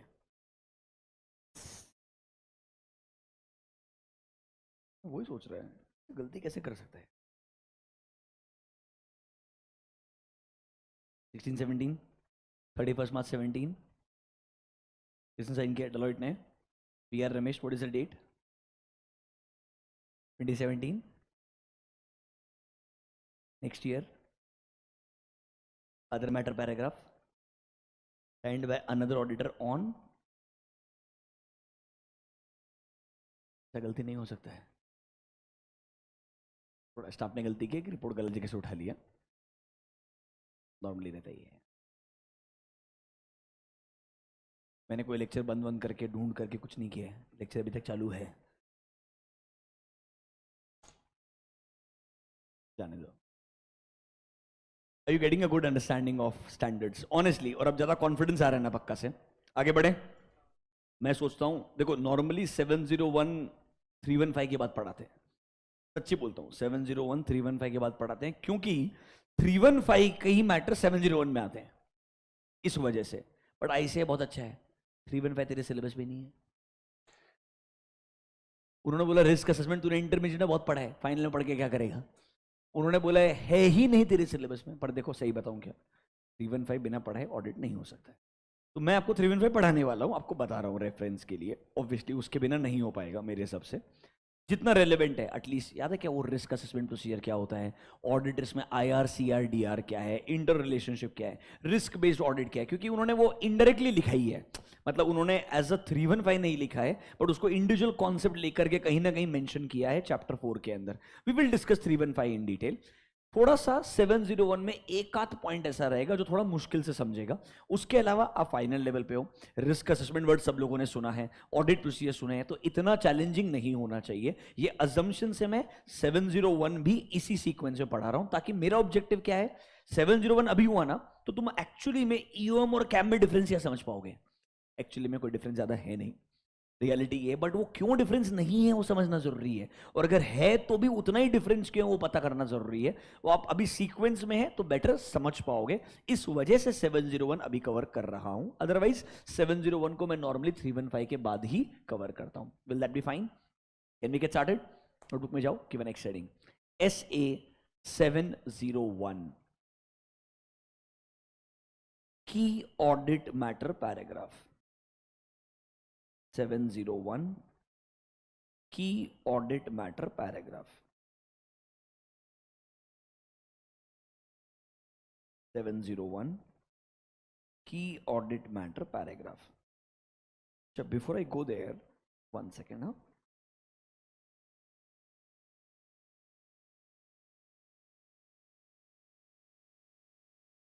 सेवन 706 में मैंने एक चीज स्किप किया है, सिर्फ objective of the auditor as per 706।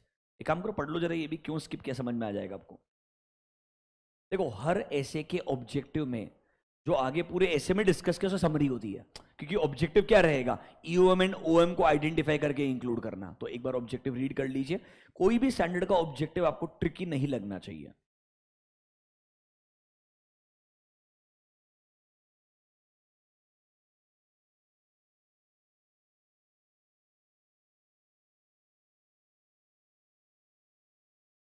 ऐसे ईओएम का बात कर रहे हैं, नंबर 2 में ऑब्वियसली ओएम ही रहेगा।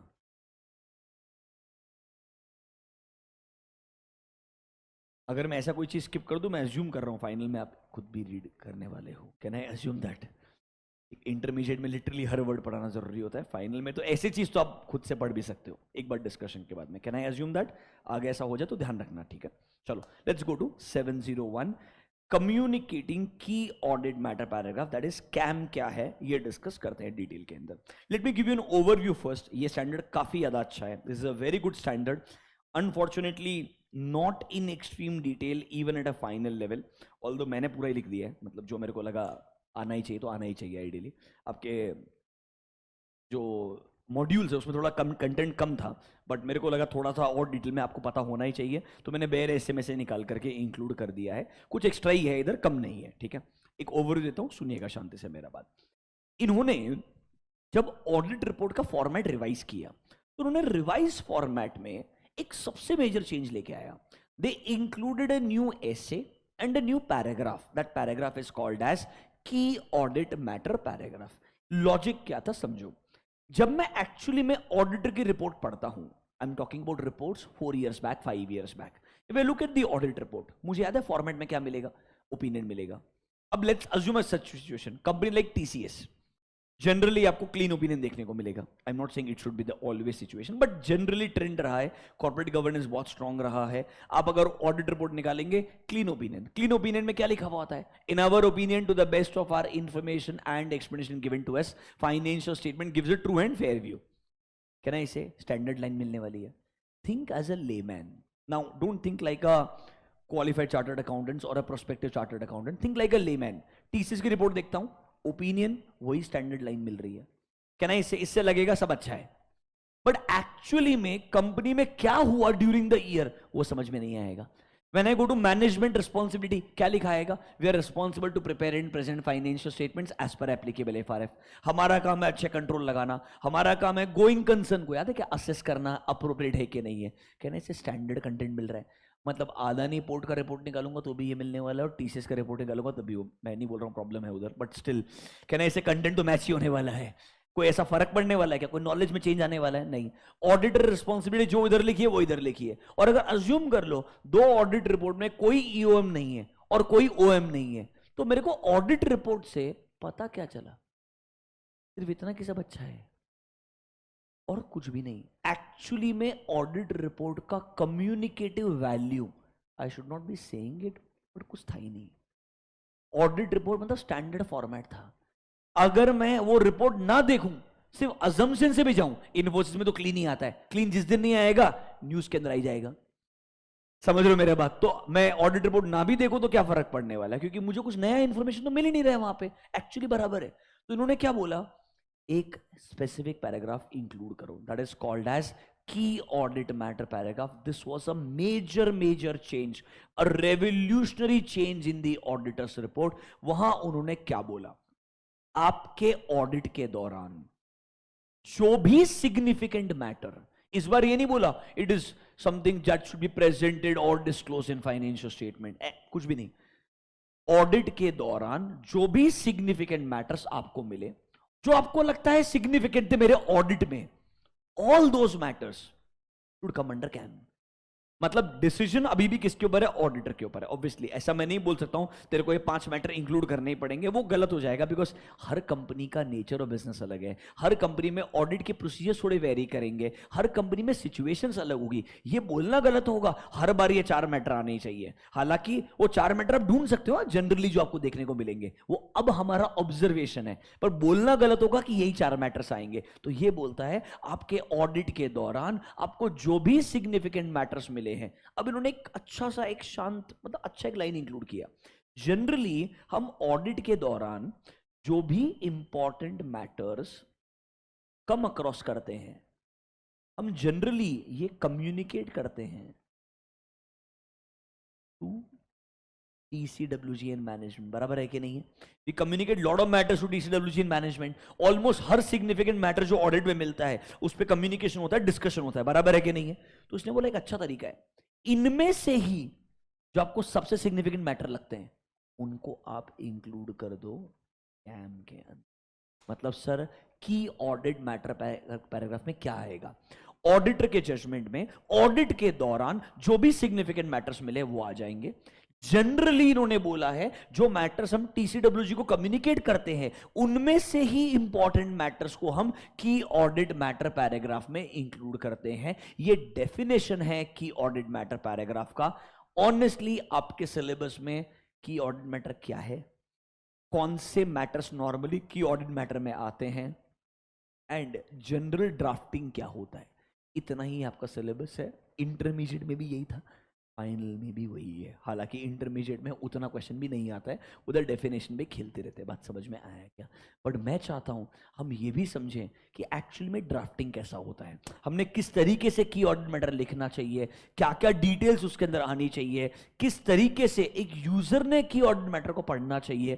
थोड़ा वो थॉट प्रोसेस डेवलप करने का ट्राई करेंगे. कुछ 15-20 मिनट एक्स्ट्रा लगेगा वो डिवोट करने का ट्राई करेंगे. क्या आपको एक meaning of key audit matter समझा क्या? मतलब मेरे ऑडिट रिपोर्ट में एक सेपरेट हेडिंग आएगा जिसमें सेपरेट मैटर्स आने वाले हैं जो मुझे ऑडिट के दौरान सिग्निफिकेंट लगे थे. जनरली जो मैटर्स हम कम्युनिकेट करते हैं TCWG को, उनमें से ही मैटर्स निकल करके कहां आते हैं, की ऑडिट मैटर पैराग्राफ में आते हैं. Is this clear to you? Sir क्या ये की ऑडिट मैटर पैराग्राफ हर ऑडिट रिपोर्ट के लिए कंपलसरी है? नहीं. स्टैंडर्ड में बोला है it is applicable for listed companies, applicable for listed companies, and उन्होंने बोला है wherever it is required by laws and regulation. CAG ने बोला आना चाहिए तो आना चाहिए. अनलिस्टेड गवर्नमेंट कंपनीज बहुत सारा है. Your understanding my point? तो मतलब स्टैंडर्ड क्लियर है, स्टैंडर्ड बहुत अच्छा बनाया है, डिटेल में बनाया है. 701 इतना बढ़िया था जेन्युइनली और इतना डिटेल में था. I don't know whether you are aware of this. ये कोविड के बीच के अंदर एप्लीकेबिलिटी आया, उन्होंने पोस्टपोन कर दिया एप्लीकेबिलिटी, क्योंकि ISN वाले जब तक हम मेंबर्स को सफिशिएंट सेमिनार्स वगैरह देकर के 701 ना समझाते हैं, हम नहीं चाहते इसका एप्लीकेबिलिटी आना चाहिए. It kept on getting postpone for almost a year और 2, एंड उसके बाद में फाइनली उन्होंने बोला नहीं भाई, नए स्टैंडर्ड्स आपको फॉलो करने पड़ेंगे, नया रिपोर्ट भी आएगा और कैम भी आएगा. आइडियली ये सिर्फ पता है कहाँ से बोरो किया है? ISAS से. देखो क्या होता है, there is something called as IFAC, international federation of accountants. समझ रहे हो? इसके अंदर आपके बोर्ड्स आते हैं, जैसे IEASB ISBA आता है, IAASB international auditing and assurance standards board आता है, international internal auditing standards board आता है. ये सारे के सारे किसके पार्ट हैं? IFAC के पार्ट हैं. अब IFAC is a global body, ठीक है. India is a member of IFAC. India is a member, so countries across the world are members of IFAC. अब इंडिया के बिहाफ पे ICAI IFAC का मेंबर है. इंडिया के बिहाफ पे ICAI India को रिप्रेजेंट करता है विद IFAC. तो सिंपल है, यहां पर जब आईसास बनाए जाते हैं। क्या बनाए जाते हैं? आईसास, इंटरनेशनल ऑडिटिंग स्टैंडर्ड्स। क्या बनाए जाते हैं? International standards on auditing. ये कौन बनाता है? IAASB बनाता है। कौन बनाता है? IAASB, international auditing and assurance standards board. समझ रहे हो क्या मेरा बात? वैसे ICAI के अंडर आता है AASB। आई हटा दिया, auditing and assurance standard board. समझ रहे हो क्या मेरा बात? इधर नया ऐसा आएगा, हम उधर नया स्टैंडर्ड बनाने का ट्राई करेंगे। मतलब ऑलमोस्ट हमारे स्टैंडर्ड्स कहाँ से बोरो होते हैं? आईसा से बोरो होते हैं। आपको नहीं पता है, आगे जाकर के बताएंगे। कुछ कुछ ऑडिट रिपोर्ट्स के केस में we may have to follow the ISA, not the SA. ऐसा भी हो सकता है। Classic example is SA 540, accounting estimates. Estimation uncertainty का इवैल्यूएशन हमारे इधर अलग होता है, ग्लोबली अलग होता है। And if you are doing a entity of a audit which is a global entity, Tata Motors, तो उस केस में हमें शायद आईसा से रेफर करना पड़ेगा, not the only SAs. And there is a difference between ISAs and SAs. वो difference को हमको इंटरप्रेट करके, अप्लाई करके अपने डॉक्यूमेंटेशन में लिखना पड़ता है एंड अपने ऑडिट रिपोर्ट्स में भी लाना पड़ता है। जब समय आएगा आपको बताएंगे। अभी के लिए सिर्फ एक ओवरव्यू दे रहा हूं। कैम ने ऑडिट रिपोर्ट की वैल्यू को एनहेंस कर दिया। अब मतलब मैं ऑडिट रिपोर्ट जब पढ़ूंगा, मुझे एक्चुअली में देखने को मिलेगा इस कंपनी के अंदर साल भर में क्या क्या मेजर हुआ है, वो मैटर्स मिलेंगे। ऑडिटर ने उन मैटर्स को कैसे एड्रेस किया है वो समझ में आएगा। इससे मेरे ऑडिट रिपोर्ट से कम्युनिकेटिव वैल्यू बढ़ जाती है। मतलब my audit report communicates at least कि इंपॉर्टेंट मैटर्स क्या है, इसका फायदा क्या होगा, कैसे इसको पढ़ेंगे, सब आपको बताएंगे। ये एक ओवरव्यू था, अभी के लिए बताया मैंने। जब हमारे स्टैंडर्ड्स बनते हैं, हमारे स्टैंडर्ड्स आपको पता रहेगा ना, वो 3 step procedure, section 133 and 143 subsection 9, ICAI recommends, NAFRA will look at this and make changes and then central government approves. Same process AS के लिए है, दैट इज इंड AS के लिए, सेम प्रोसेस किसके लिए? SAS के लिए। बट रिमेंबर, अल्टीमेटली ICAI ये नया इंड AS या नया स्टैंडर्ड कहां से ला रहा है? वो ला रहा है IFAC से। कहां से ला रहा है? IFAC, that is international federation of accountants. उनके अंदर इंटरनेशनल बोर्ड्स होते हैं, that is my international auditing and assurance board, international ethical standards board. आपका जो कोड ऑफ एथिक्स है वो भी कहां से आया है? इंटरनेशनल एथिकल स्टैंडर्ड्स बोर्ड से ही आया है। मतलब IFAC का मेंबर हमारा ICAI है। ICAI IFAC द्वारा जो जो नई नई चीजें आती है उसको ला करके इंडिया में पुल करते रहता है। थोड़ा बात समझ में आया क्या? देखो, ये पता होना चाहिए, छोटी छोटी चीजें हैं, हमें फुल फॉर्म याद करने का जरूरत नहीं, but we should know that we are part of a federation जहां पर इंटरनेशनल बोर्ड्स हैं, जहां से हमारे लिए नए इंडेस AS एंड हमारे एसेस बनाए जाते हैं। I should be aware of this, इसलिए मैंने आपको रेफरेंस के लिए बताया। Is this clear to you? पक्का? Let's go to the definition of key audit matter paragraph. आज एटलीस्ट ओवरव्यू में डेफिनेशन पढ़ के ढंग से डिस्कस करते हैं। चलिए, what is definition of key audit matter paragraph? पढ़िए मेरे साथ में। Key audit matters are those matters जो ऑडिटर के प्रोफेशनल जजमेंट में सबसे सिग्निफिकेंट थे मेरे ऑडिट के दौरान ड्यूरिंग द करंट पीरियड। मतलब सिंपल सा डेफिनेशन है, during the course of my audit जो जो सिग्निफिकेंट मैटर्स मुझे मिले हैं, जो सर मुझे लगता है इंपॉर्टेंट है, उनको मैं कैम में इंक्लूड कर सकता हूं। कहना इसे डेफिनेशन एकदम ओपन एंडेड है, कुछ नहीं बोला है इट शुड बी प्रेजेंटेड और डिस्क्लोज इन फाइनेंशियल स्टेटमेंट। बोला है क्या किधर भी? क्या बोला है? तुझे तेरे ऑडिट, अभी समझ में आया क्या? क्योंकि कैम का डेफिनेशन इतना ओपन एंडेड बनाया है, इसमें फाइनेंशियल स्टेटमेंट से रिलेटेड कोई भी मैटर आ सकता है। और एक्चुअली मैं बोलूं क्या, फाइनेंशियल स्टेटमेंट में नहीं बोला है, it can include any matter which auditor believes is important, although generally financial statement related रहेंगे, क्योंकि other than financial statement OM में चले जाता है। देखो, ऑडिटर के लिए दो ही चीज बचती है, फाइनेंशियल स्टेटमेंट रिलेटेड या दूसरा क्या होगा? Audit report related, audit responsibility related. अगर मेरी रिस्पॉन्सिबिलिटी और मेरी रिपोर्ट से रिलेटेड है तो कहां चले जाएगा? अदर मैटर पैराग्राफ में चले जाएगा। बाकी सारा मैटर किधर आ सकता है? की ऑडिट मैटर में आ सकता है। पॉइंट नंबर 2 देखो, key audit matters are selected from matters which are communicated with TCWG। ये लाइन हमेशा आती है क्योंकि डेफिनेशन में ही उन्होंने लिख के दिया है, जनरली जो मैटर्स हम कम्युनिकेट करते हैं उसमें से कुछ मैटर्स को हम कैम में इंक्लूड करते हैं। नोटबुक में जाइए, under SA 701 right down point number A, की audit matters are those matters key audit matters are those matters that in auditor's professional judgment,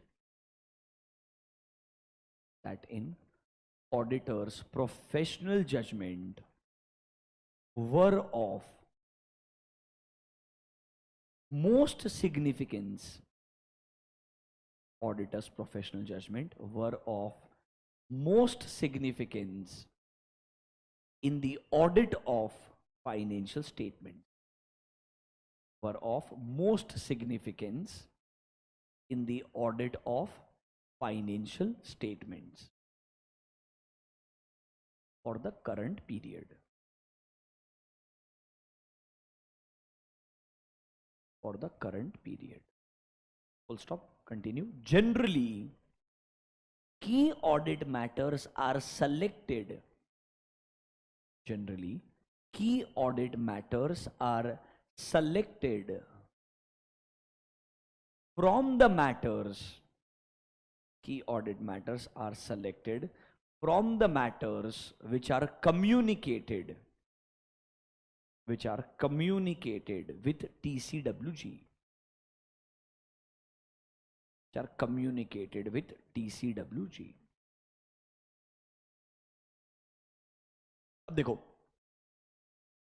सबसे ज्यादा फायदा क्या है की ऑडिट मैटर का। पहली चीज तो सर पहले मेरे ऑडिट रिपोर्ट में ना ईओएम को हटा दो, कुछ एक्स्ट्रा मैटर मिलता ही नहीं था, और ईओएम हर ऑडिट रिपोर्ट में आएगा कंपलसरी भी नहीं था। अरे बराबर है कि नहीं है? तो मतलब नॉर्मली मेरे ऑडिट रिपोर्ट में कुछ एक्चुअली में देखने को मिलेगा इंपॉर्टेंट मैटर बहुत रेयर था। जब कैम आ गया तो कैन आई से मेरे ऑडिट रिपोर्ट का कम्युनिकेटिव वैल्यू एनहेंस हो गया। Now it communicates more detailed matters ताकि मेरे यूजर्स को बेटर अंडरस्टैंडिंग मिलेगा। दूसरा चीज सर कैम की वजह से एक फायदा और हो गया, अब ना यूजर को important matters notes to accounts में ढूंढने का जरूरत ही नहीं है। सारे सिग्निफिकेंट मैटर किधर मिल जाएंगे? ऑडिट रिपोर्ट कैम में मिल जाएंगे। और उधर क्या होगा, वो मैटर डिटेल में मिलेगा, ऑडिटर ने उसको कैसे एड्रेस किया वो मिल जाएगा, और अगर नोट्स टू अकाउंट्स का रेफरेंस होना है वो भी मिल जाएगा। मतलब बॉटम लाइन कैन आई से कुछ इंपॉर्टेंट मैटर्स के रिगार्डिंग मेरा एज अ यूजर अंडरस्टैंडिंग बहुत एनहेंस हो जाएगा। मतलब ऑडिट रिपोर्ट का वैल्यू तो बढ़ा ही बढ़ा, इनडायरेक्टली कैन आई से my understanding of financial statements will increase significantly, will increase substantially. इस वजह से एक्चुअली में कैम बहुत बेनिफिशियल है। तो मतलब सर कैम का फायदा क्या है वो डिस्कस करते हैं। देखिए जरा क्या बोलता है, what is the purpose of communicating a matter under KAM. देखो पॉइंट नंबर 1 क्या बोलता है, so when you communicate matters under KAM, इससे एनहेंस होता है the communicative value of my audit report because it provides greater transparency कि हमने exactly audit में काम क्या किया है। ये पहली बार ऐसा है ऑडिट रिपोर्ट में आप लिखोगे कि आपने ऑडिट प्रोसीजर क्या लगाए हैं। आज तक ईओएम में हमारा प्रोसीजर नहीं आया, ओएम में बस हम बोलते हैं हमने इसकी रिपोर्ट पे रिलाई कर लिया है, कभी डिटेल में प्रोसीजर नहीं लिखते हैं। एक एग्जांपल देखो जरा, हालांकि डिटेल्ड एग्जांपल्स कल हम आपको बताएंगे, एक रेफरेंस के लिए आपको एग्जांपल दिखाते हैं आज।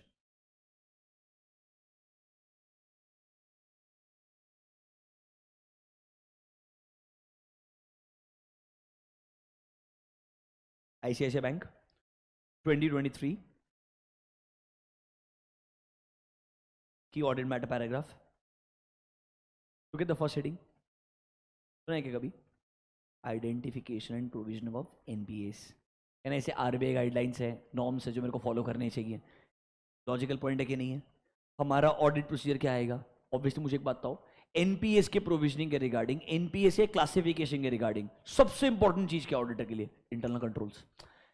हर एक एक ट्रांजैक्शन चेक करना तो इंपॉसिबल है। आईसीआईसीआई बैंक में नंबर ऑफ एडवांसेस का जो लाइन आइटम कितना, मतलब पागल हो जाएंगे आप, समझ रहे हो क्या मेरा बात? इंडिविजुअल चेक कर, इधर टेस्ट ऑफ डिटेल, इधर नहीं, इन जनरल बड़े कंपनी में टेस्ट ऑफ डिटेल खत्म हो गया है, उसे बोलने के लिए बचा है।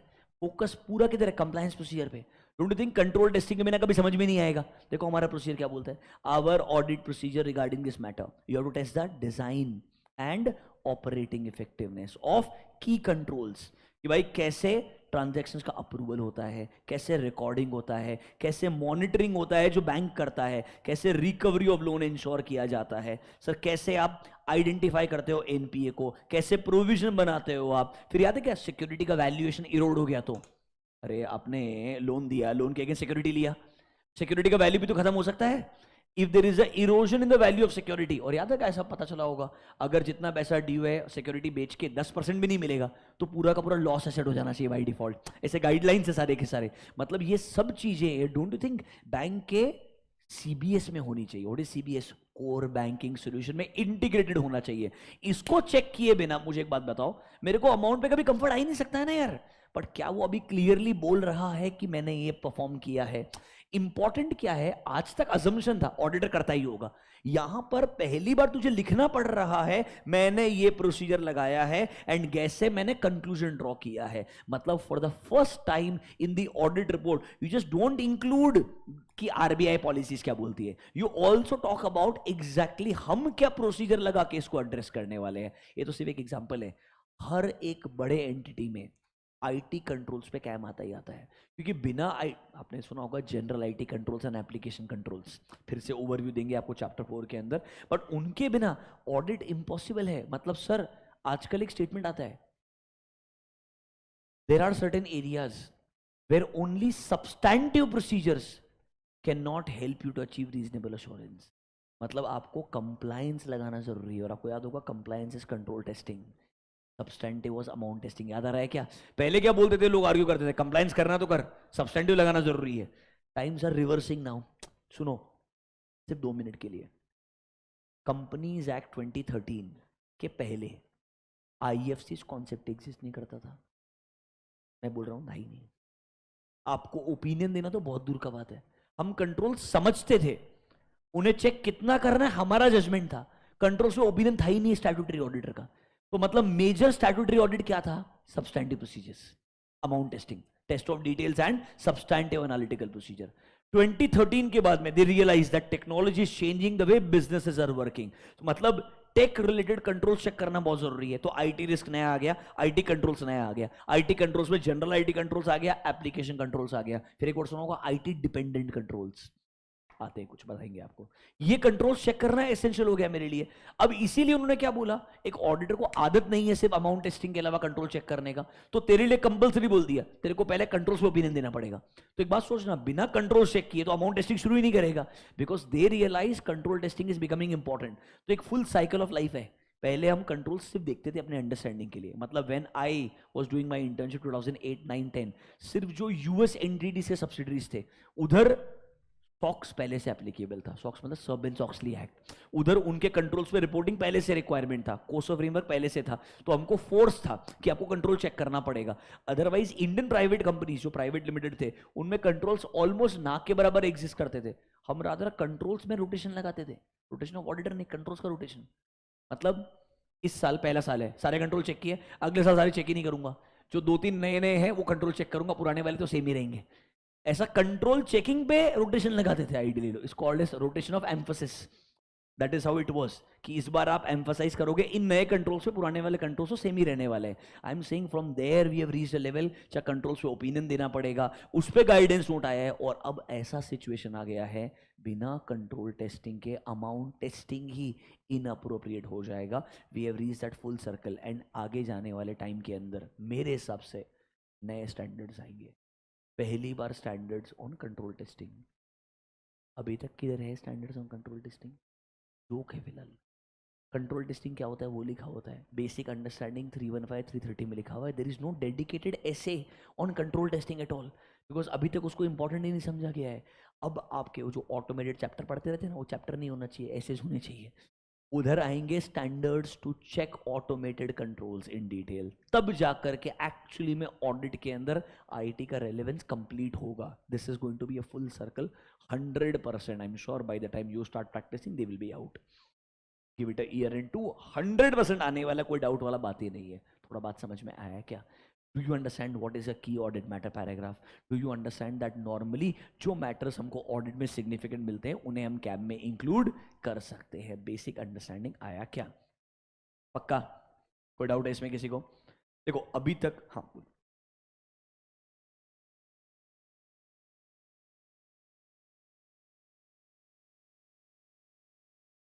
कैसे पता? मैंने बताया नहीं अभी तक। हाँ? if I'm confused whether to include a matter in CAM or EOM, what should I do? You have to wait till tomorrow. Why understand. Once I am done with KAM पूरा का पूरा, I will teach you one table जो मैंने smartly ignore किया है अभी तक. आज 706 पढ़ाया तुमको मैंने, बराबर है. इधर देखना 706 ईओम वाला पार्ट, ओम वाला, ये सब पढ़ा दिया, इसमें कुछ भी नहीं छोड़ा मैंने. लास्ट में देखो एक टेबल है, relationship between emphasis of matter paragraph and की ऑर्डर. एक कुछ अलग नहीं है, पता है क्या है. 706 यहाँ खत्म होता है ना, उसके नीचे एक्सप्लेनेटरी मटेरियल है, उसका पहला हेडिंग यही है. उन्होंने word by word copy paste किया, और मैं तुमको बता भी रहा हूँ उन्होंने कॉपी पेस्ट में गलती भी की थी. वो इधर ही है, समझ रहे हो मेरा बात. इधर का इधर, इधर का इधर, समझा क्या मेरा बात. वो मैंने बस ठीक किया परफेक्ट. इसके बाद तेरे को समझ जाएगा क्या करने का, डोंट वरी. वेट करवाएगा कल तक पक्का, क्योंकि अब्रप्ट आंसर नहीं, पूरा कैम खत्म होना चाहिए तब जाके मजा आएगा. Are you feeling comfortable with this? पक्का. चलो thank you guys, see you tomorrow, bye. Online students thank you. Just 1 second.